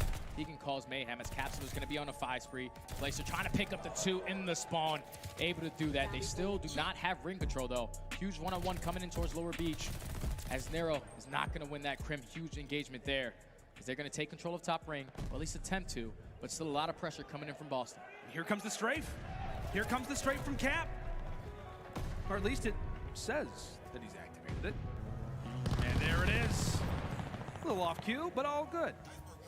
calls it in. Really, no damage for the most part done. At least it makes New York have to distance themselves off the point and allows for Boston to really try to go for the stack already. They've got 2 players in the point. Meanwhile, it's Cap trying to hold off some of the early spawns. The turn and burn is that 3 who fall from New York. Clay doing everything he can to try to stop this progression, getting some ring control, but the shots instantly met from Nero. Moments away are Boston from sending us to a round 5. Can New York do anything off of spawn? Neptune at least does a little bit of damage. He does the job when he has to, as now it sets up Clay for a big 1v1. He locks it down, and Boston, all of that progress starts to fall moment by moment. NYSL, you see it. No respawns left. A 4v13. A minute left. It would be a miracle if New York can hold on to this, but Cap, the quick challenge, he gets taken down, and if you're Boston, you gotta be careful. You don't want to throw away these lives. You want to take your time. You want to find these kills, at least get trades on it. As TJ was able to find 1 method with the trade, now it's a 2v10. Just take your time, find these kills. This should not happen. Neptune finds 2 in the feed. Nero's going to work his way around the long flank. TJ with a great nade on the Hydra. So now it's all on Neptune. Pretty much an impossible task to get done in Boston. They have brought this map all the way back. We're going to a round 5. We are indeed. These maps, not easy for the Breach. NYSL making them work for it, but we saw round 11 in that search and destroy, and now a round 5 here in the control. It's based off of kills to see who gets that defensive side here in control. At least to start off the Vanguard year, so we'll see who exactly that will be. It's going to be New York. New York are going to be on the defensive side. This time they cannot allow to give that 8 points so much. I mean, so easy the way that they did first go around. On Clayster, you see him slowly pushing up towards that right side. Crim and Hydra able to find 2. They're going to go on the immediate flank here. This can throw a couple players from Boston Breach off. Looks like it just might, right? They put 2 players toward the close cliff watch, if you will.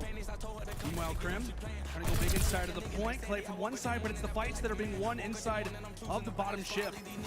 Some big wins there from TJ and Cap, so not a ton of support off the spawn. Why? Because Clay's pretty much gunning everybody in sight. Method's finally there with the nade, as that will allow for that path to be much easier inside of the boat. And with 4 players pretty much surrounding it, you like Breach's chances to have it. And it looks like we do have a small technical difficulty, so apologies for that. Just makes it that much more intense. Like I said, don't believe the current score. It'd be great if Boston Breach was able to walk away with it, but I'm being told it is an audio issue, which is pretty important, Jay. It definitely is. You got to hear what's going on. You definitely need to. And if I'm Clayster, I'd hit the reset on that round 5. I would too. You have to put your main focus on winning those first gunfights at that 8 point. Yeah. I know they sent 2 players towards ring, but the fact that both of those players at A won their gunfights and then eventually were traded, it allowed Breach to still get on that point uncontested. Clayster was in the back of the spawn trying to set up the cross to allow his teammates to at least know, I have the cross, they're going to be weak as they're crossing. These should be easy kills for you guys. But what Breach were doing so well was just winning a majority of those gunfights, basically making Clayster useless on the opposite side of the map. Yeah, it's a situation where it's a high risk, high reward type of play. We've talked about that a lot so far throughout this series, so far throughout the day, and it's a position rather that does not work out favorably from NYSL. Again, still waiting to see what exactly will happen in this round number 5, as it will be a 2-2 scoreline. Maybe some players talking to each other across the stage, letting them know, hey, you know what, that was kind of a garbage setup a little bit, Clay. You know, you could have done a little bit better in that final round. I don't know.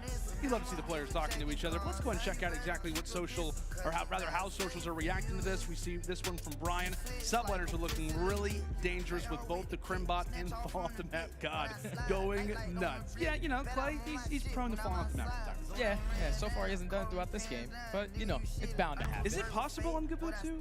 Yeah, I watched TJ do it in the very first round of Control. He jumped off top 3 and broke his ankles. That's right. Well, he didn't jump off the map though. Yeah, he did. He jumped in the map. Just high ground. Yeah, it's okay. I'm sure that Clay will figure out a way at some point. Have you already done it in training? Like, is that like a clip that I haven't seen? I haven't seen it, but I know it's bound to happen. It definitely is. Hopefully not in this round 5, because that would just not be ideal whatsoever. Again, if you're a Boston fan, which it sounds like we have a lot of crowd right now, you would be rooting that on. But again, still waiting for an official update to see what exactly, rather how we're going to approach this round number 5. Again, as we discussed, we kind of knew the sides. I don't believe anybody had some streaks. No. I know Cap had earned some, but I'm pretty sure he did use that in that round number 4 to help things get secured. But again, we're just here to banter. We're here to talk back and forth and just give the information that we have, which is currently nothing, but that's all right. You know, it hypes up this round 5 that much more. Yeah, it's okay. Yeah, it's okay. I'm just excited to get right back into the game. At least we got a map 4 to look forward to, and that's gonna be great. I really hope we see a map 5. Only because of the sniper. I'll be honest. Yeah. I just want to see the sniper again. On Berlin too? Oh yeah. That'll be good. Oh yeah, absolutely. You know Clayster, he's gonna be shooting. I'm ready to toss out some more bing bong. Who's a sniper for Boston? Do we know? Cap. That's right. Cap had it out a few times. That's right. So, oh boy, like we said, only sets the stage that much more. Maybe makes the intensity a little bit. You wonder who's going to have their head in the game, if you will, when it comes down to this round number 5 that is still being set up. Like we said, folks, we do apologize for a little bit of a delay, but you see the coaches trying to keep everybody engaged, trying to keep their mind in the game, which it can be easy, you know, being in a series like this where everything slows down to kind of zone out a little bit, to not really be focused in on what we just witnessed. But speaking of what we just watched, Jay, some highlights of what we got to see so far throughout our first 4 rounds of these first 2 rounds from New York were just beautiful. Yeah. The fact that Krim whips out the pistol right there makes it look easy. Hydra's just been running around the spawn of the Breach players the entire time. Offense, defense does not matter. But at least early into this game, New York looked like they were going to walk away with it with ease. Yeah. But now that Boston are right back into this game, they made the adjustment on their offensive round to not attack B. They know they need to get A, and they have such a great coaching staff that Zed, he's an objective-minded player. I love the fact that he's their coach because he's always going to think about the win rather than everybody just playing for stats. So the fact that they were able to get themselves back into this game, it shows that they were composed. They knew exactly what they needed to do. They just needed to execute. Yeah, I got to say, I mean, it is great, obviously, to have Boston Breach in the CDL, but you cannot give them more props, right? Yeah. From the coaching staff, the GM that they put in place, both Zed and Dens, obviously have a lot of history with each other, from Reciprocity, also part of that Paris Legion team back in MW, but I could not agree more, my friend. I have to say, I've actually texted Dens or like emailed him a few different times. One of the most eloquent speakers that I've ever actually seen. He's beautiful. It's actually unbelievable. His vocabulary, it's probably best in the league, I'll be honest. Yeah, definitely better than mine. This guy's also handsome. He's really handsome. He could be a model. Definitely. Promise. Yeah, it's definitely in his future, but I think this Boston Breach thing is working out 100%. well. It's working out well so far. It is. You know, we tied 2-2 going into the control. Round 5. Both of these teams got to know what they need to do to get it done. Like, if I'm New York, I'm sending 3 players at that 8 point. I'm not allowing us to lose the initial gunfight. I think they learned. Yeah, they have to, right? No way they can make You'd like to think that you'd learn. You know, you do get that little bit of a reset in this series. 2 rounds to 1. We'll take a look back at Gavutsu, but set the stage for me, my friend. What do we see on Gavutsu here? And I don't know. What do we expect from this Boston team coming into another respawn? It was a lot of back and forth between both of these teams, at least early into the game. NYSL took the first 2 rounds. Boston, they responded to the very next 2. And then, obviously, after the reset, I just feel like New York knew that they messed up off the initial push before the reset happened. They cannot allow that to happen again. Once they won a majority of those gunfights, they put Breach in a situation where, do we decide to wrap back and fight these guys at ship, or we can just push through and try to go right up the middle, or at least the left side to go B. So they won a majority of those gunfights at ring, but then to try to complete that B point without having A, you're just allowing people to set up on the flank towards ring. You're allowing people to set up on crossfire, nades to come in. And eventually, NYSL, they just did a great job of just slowing down the game, picking up the kills when they needed to, and eventually winning a majority of those trades. Yeah, absolutely. You called it out quite well, my friend. But another look here at this round number 5. Just, again, Breach doing everything they can to try to keep that point up, to try to keep it alive. Nasty. I gotta say, man, Hydra had a phenomenal map. Just in terms of what Breach had to deal with specifically, when it came down to Bo, when it came into top green, he was always in their spawn, always causing issues. Let's do the couch. But here we go. Taking a look at Bocage hardpoint numbers there versus Breach, and it was Krim leading the way on Bocage. Who would have thought? Krim 6, the SMG that was in question, leading the way. What, he dropped like 36 kills? Yeah, he dropped like 38 something. Double digits in the search and destroy. They clutch up in the control right there. Now they're going into another hard point. And this is a hard point that I feel is going to favor them a lot because you have veterans on this team. They know which one are the money hills. That P3 on Berlin, you have to make sure you're getting control of that street. Once you shut down the street control, it's all about holding fire. There's no way they flood through the front. They're going to attack it through fire. They're going to attack it through front. As long as you shut down their initial push, New York, at least the way that they played the very first map, they know exactly how they want to set up an hard point. Yeah, at least if you are breached, the one positive coming into this next hard point is that, hey, at least it's not similar to Bocage. It's going to be a lot different, right? You have a lot more longer rotations. You can definitely see that auto get involved much more from players like Methods and players like TJ. But talk to me, man, what's your confidence level, right? Like I said, we've seen some very, very close maps in the Search and Destroy and the Control. We go to round 11 in map 2. We go to round 5 in game 3. You know, we can talk about the Bocage hard point, but we'll toss that one aside. It's a different map, but what's your confidence level right now with this breach team? Do you think they have the ability to send it the distance? 100%. If I'm them, I'm 100% confident because both of those last 2 maps, they went down to the very last round. A couple key mistakes. If you just fix those little things, it potentially would be your map. These guys are playing some of the best Call of Duty players of all time. We got Big Drinker over here, boy. We got Big Boy over here. Down 2-1 in this series, keeping it as tight as they have. They can go into this hard point and say, hey, we need to make sure we're doing the things right. We're not allowed to go 4 dead at the same time. We need to make sure we're prioritizing the spawns on this map. Set the stage quite well, my friend. Yeah. As we mentioned, the greatest sports rivalry ever meets esports. Is this where we call it for their first encounter of the CDL? Why not? Or can Boston clutch up continue because what? To fight to send us to a map 5? Here we go into our map 4. Breach. We don't even say no words, you know that, right? Potentially their final map here at kickoff. We'll see what they can do. As New York off the rip, plays the preferred side in terms of spawns. They have the ability to get here first, and in fact, Gold just happens to sit on their side of the map. So, given that, we'll see what they can do with the control. A few early kills going either which way, but majority of points, of course, going the way of subliners. 18 unanswered. Good work from New York, but this is, look at the mini map. You see number 8, which is going to be narrow. Trying to set up a pinch for Plat. Able to find one. Tries to take down the second. Huge one-on-one between Neptune and TJ to secure the rest of that time. That's going to be basically all this P1 hardpoint going in favor of New York. So you have to start thinking about that rotation. You see number 1 cutting off through middle broken. That's going to be Clayster. And then also Hydra. He actually attacks Broken too. I would have liked to see him go up street. You want to make sure you secure that side of the map. But he's able to find one, not able to find a second, and that should be breach off the rotation. Decides to go and challenge Old, try to put some pressure on the players that were locking down the final 2 seconds of scrap. You gotta imagine they weren't expecting that particular strategy, but as you called it, Early Hill held down well from the subliners, and now it's about the rotation game of Big Hill. Already off the rip here in Library, and Clay finding a lane, running through walls, and well, has a few players in his line of sight potentially. He's got some players off of spawn. They're going to do their best to try and support him. Trying to lock things down. One player toward the top, that's going to be Capsule. Oh, you going to watch the game with me? Look to force the issue, coming in from mid, coming in from that train station side. The pistol is out and really breached despite having this rotation.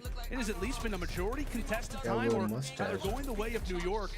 Not the way that you want necessarily if you're breached, but it's only a 10-point game. These final few seconds are big, but you got to be aware of that next one over and fire. A good delay there from New York.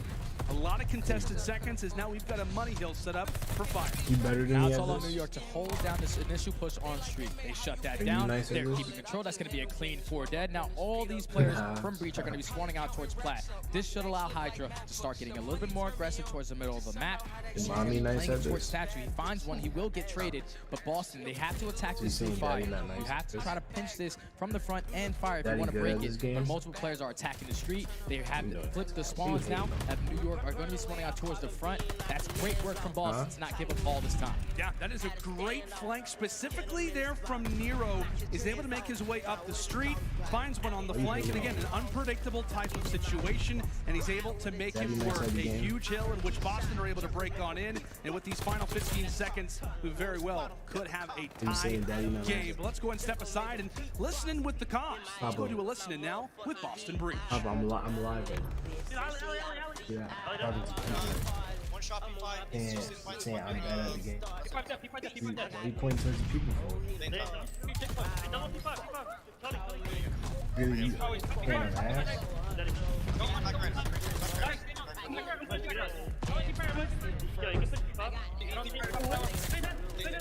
Get time, sit down.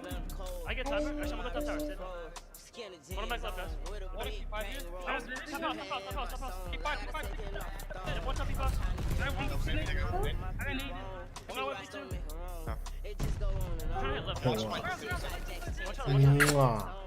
You got another face one. You wanna give me a kiss? Give me a kiss. Awful food. Okay. Uh-oh, hold up. Yo, you ain't got the good now. Get some water. What's wrong with you, boy? Where your mommy at? Alright, see you back to your mom. Ooh. Bro, you just said no. You are.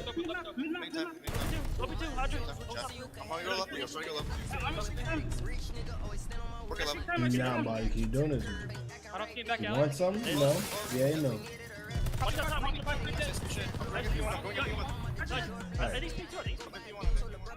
Only 30 seconds more in our first set of rotations, and I gotta say, Jay, I like the comms there with Breach specifically. I felt like Capsule, who was not just going on streaks, but making plays, obviously having a big performance there over at that Train Hill. This guy is looking to finally really pick it up. He's had a few slower maps, but I guess he's finally caught his bearings. Now 16-9, enforcing the issue on the flank. He's inside of their face, and that's gonna be 5 in a row. How about 6? It's 6 for Capsule. He is woken up and erupting right now on the Subliners. Making 8 in a row. Boston feeding off the hype that this man can provide. 21-10. Big Cap. Welcome to the series, my friend. Woo! He's going to be fully streaked out, man. In Boston, ever since they went into that listening, they were able to break that P4, have a good, at least scrappy hill for P5, but they are just taking control of this game. Big Cap is going huge, not only in the comms, but in the gun skill as well, man. 128 to 100 right now is going to be NYSL still holding down this P1. 25 seconds remaining here. If I'm number 7 on the min-map, which is going to be Methods, I'm starting to think about that rotation. I want to work that way towards the deep street. It's going to be a huge one-on-one between him and Hydra. He was able to secure it. Somebody's already pushed up to the backside of docks. In fact, Clay, he's gonna make his job that much more easy. Cap at least get some visuals before getting picked off, and that will allow for Nero to go there for the 1-for-1 trade. It is New York, somewhat late, but also getting to the hill earlier than the Breach can. 24-12 right now from Capsule. You can just feel that this guy is really starting to pick things up, helping break open the setup there at Library as he'll find 2. It's an overall 3-for-1 trade favoring Boston. Did a good job at P1. And this could be their opportunity to really start to extend this advantage. 30 valuable seconds left here at Library. And you see the big-headed play coming in from Breach. That was Methods. He pushes his way into fire. He was able to flip those spawns. So if you're New York, you have to get this remaining time, but you also have to flip it once again. You see that number 4 player in Crimson spawning all the way out towards Warehouse. If I'm Boston, I'm just sitting back. I want to make sure I'm setting up the cross, but I want to play it safe because this hill I did not expect 60, you can hold it down correctly. Huge hill in store. How to Breach. To play this again. You got one player established toward the dockside. That's going to be Methods. As long as he sits here, you can imagine the team is going to hold on to control. 2 early shots in the Hydra. But again, a power position right now from Zinni. The longer he stays here, the more difficult it is. As we said, Neptune finally there to shut it down. Yeah, that's so clutch.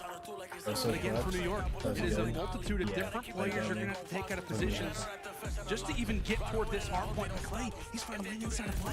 Nobody's looking over toward this position, but he's made his way in, and that's going to be 2 for him. Boston's still spawning close, but Clay. Oh, almost broke his ankles, almost got him. A great little turn there, but he almost killed him. At least sets his teammates up as New York. They're rushing on like into the hill.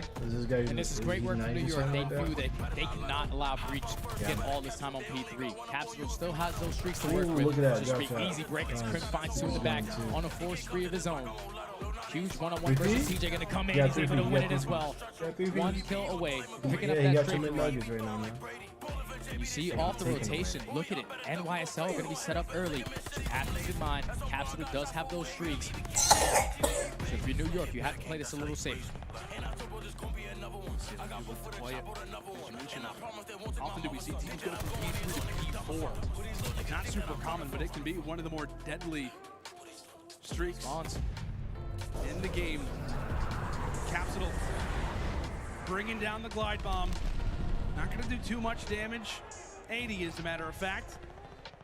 But again, with that flipping of spawns, it allows for New York to be in a much better spot. They know exactly where they're coming from. Right through the train station is where Boston try to funnel themselves through, but Clay primed and ready for it.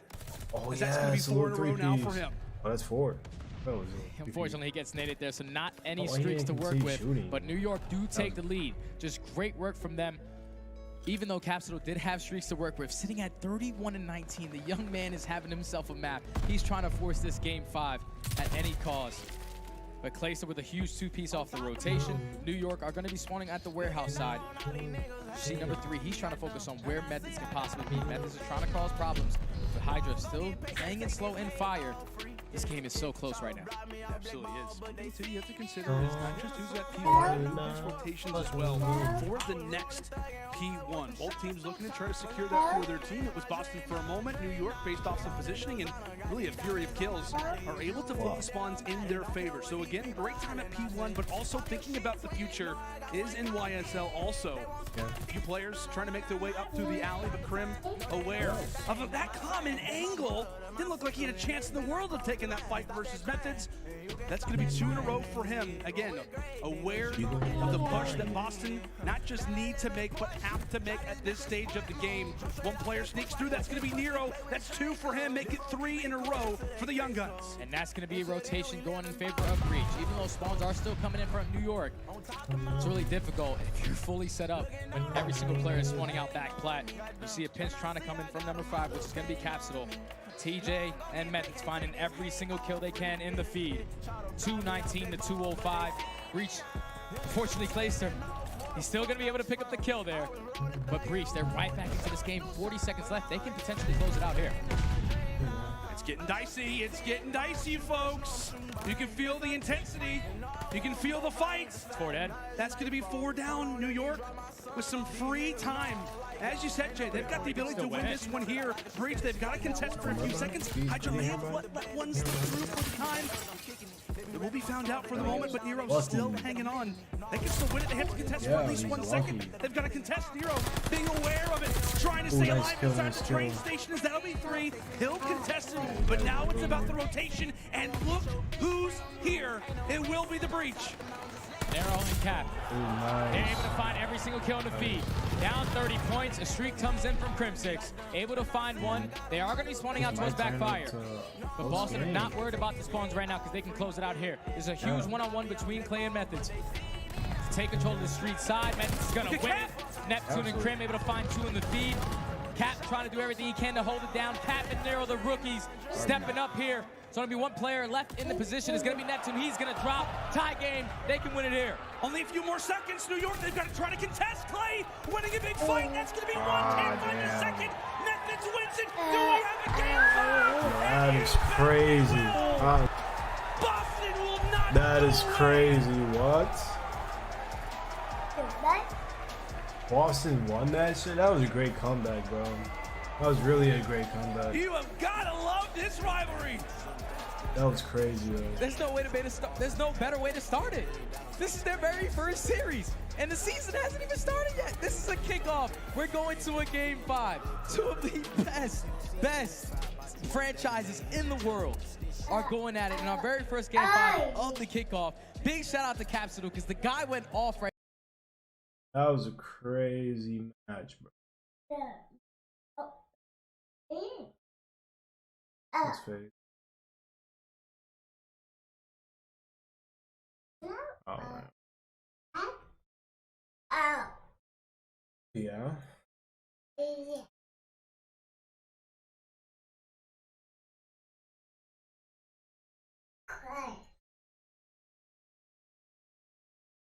Yeah. You love daddy? You don't love daddy? Wow. Alright, you ain't getting no more. Nope. Nope. Don't even get that. Nope. You don't love me. You don't get no candy. You don't get no snacks. You don't nothing. No more. Nope. Nope. You just cut your eyes at me, little boy. You want fight? Huh? Yeah. I'll beat you up. You cut your eyes at me? What? What? You want your tablet? What? You don't love me? You love me?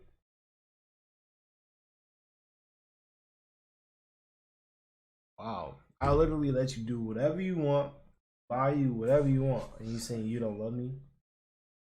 Like, look at this.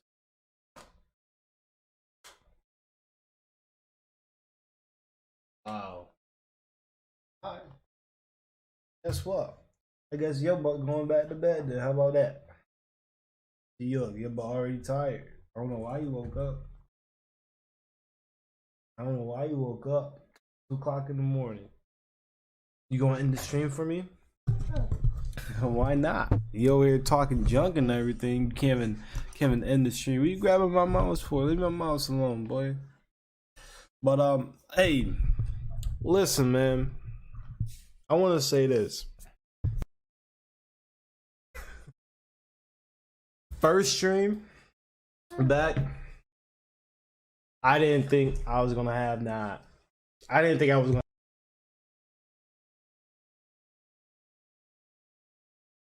Why you muted the mic on me? Really? No. What? Ooh, no. No. No. Nice. Ah. All right, you got it. You got it. You got it. High five. Oh, all right. Alrighty, but anyway, guys, first stream, I thought I wasn't gonna have about 2 views. I remember saying to a buddy of mine that helped me, like, my Discord channel. He's one of my mods. You talking to? Yeah. What else? I guess. Why you not talking? You haven't moved your mouth. This is goofy, but I didn't think I was. I didn't think I was gonna have about 2 views, which I did have over about over 20 views. Which, you know what I'm saying, it's not bad. It's good. I only got 280 followers on Twitch right now. Well, today, but I only had like about 278. Yeah, 278 followers on Twitch. I appreciate all you guys. Appreciate the love. And that was amazing turnout for the first day. I really do appreciate it. I love you guys. God dang, can I get through? Alright. Say I love you. No, say I love you. Use your words. Why'd you look at me like that? All crazy for? Whatever. Oh, goofy butt. But that was amazing. I really do appreciate you guys. See, I can't even do my outro on here, right? I can't even end my stream properly, huh? You gonna tell them bye bye? Say bye bye. So stubborn, bro. I clearly see who really runs the show, but today greatly, you know what I'm saying? Today was a better turnout than 2 days ago when I last streamed. Are you serious? Goofy butt, stop. Anyway, today was amazing. I really do love you guys, and I love the support you gave me across all platforms today. I really do appreciate it. And I thank you guys a lot. Again, I said I would be doing a giveaway in a month. I was supposed to be doing a giveaway prior to me fell off streaming before. But now I'm back on. I do want to do a giveaway. Yeah, guys seem more active in chat too. So let's get that fucking started, bro. Come here, join the Discord. Click the link in my bio. Join the Discord. Say join the Discord. Oh, silly, but join the Discord. You get my schedule. You can talk to me, message me, we talk. You know what I'm saying? If you want to become a mod, oh my god, I can't really. See, this is what happens when you become a parent and you have babies. If you want to become a mod and everything, or if you just want to help me out, whatever, or you just want to see like what I'm doing in my dreams and you know what I'm saying, my end goal of all of it, yeah, I can just hop into my Discord. I'll let you guys know everything. You know what I'm saying? I can talk to me. I post every. I'm going to start posting every day in the chats and everything. So yeah, join. More shit to come, bro. Like I said, I got a whole wall. Well, not wall, but calendar I have planned out for this whole year and all content wise. But I really love you guys a lot, and I thank you for your support, man. I really appreciate it. Say bye bye. Say bye bye.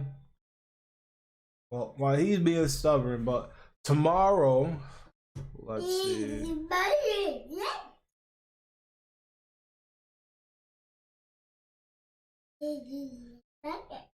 Tomorrow we have Atlanta FaZe versus Seattle. That is a match I want. Are you serious right now? No, I did. Alright, whatever. But Ultra. Well, 4 o'clock Eastern time. We got FaZe Atlanta. Or Atlanta FaZe, whatever you want to say it. And we got Seattle Surge. At 4 o'clock Eastern time tomorrow. 5:30 Eastern time tomorrow. We got Toronto and we got Florida. Those are 2 games I want to see. Can I talk? Can I talk today? I would like to talk. Please let me talk. But those are games that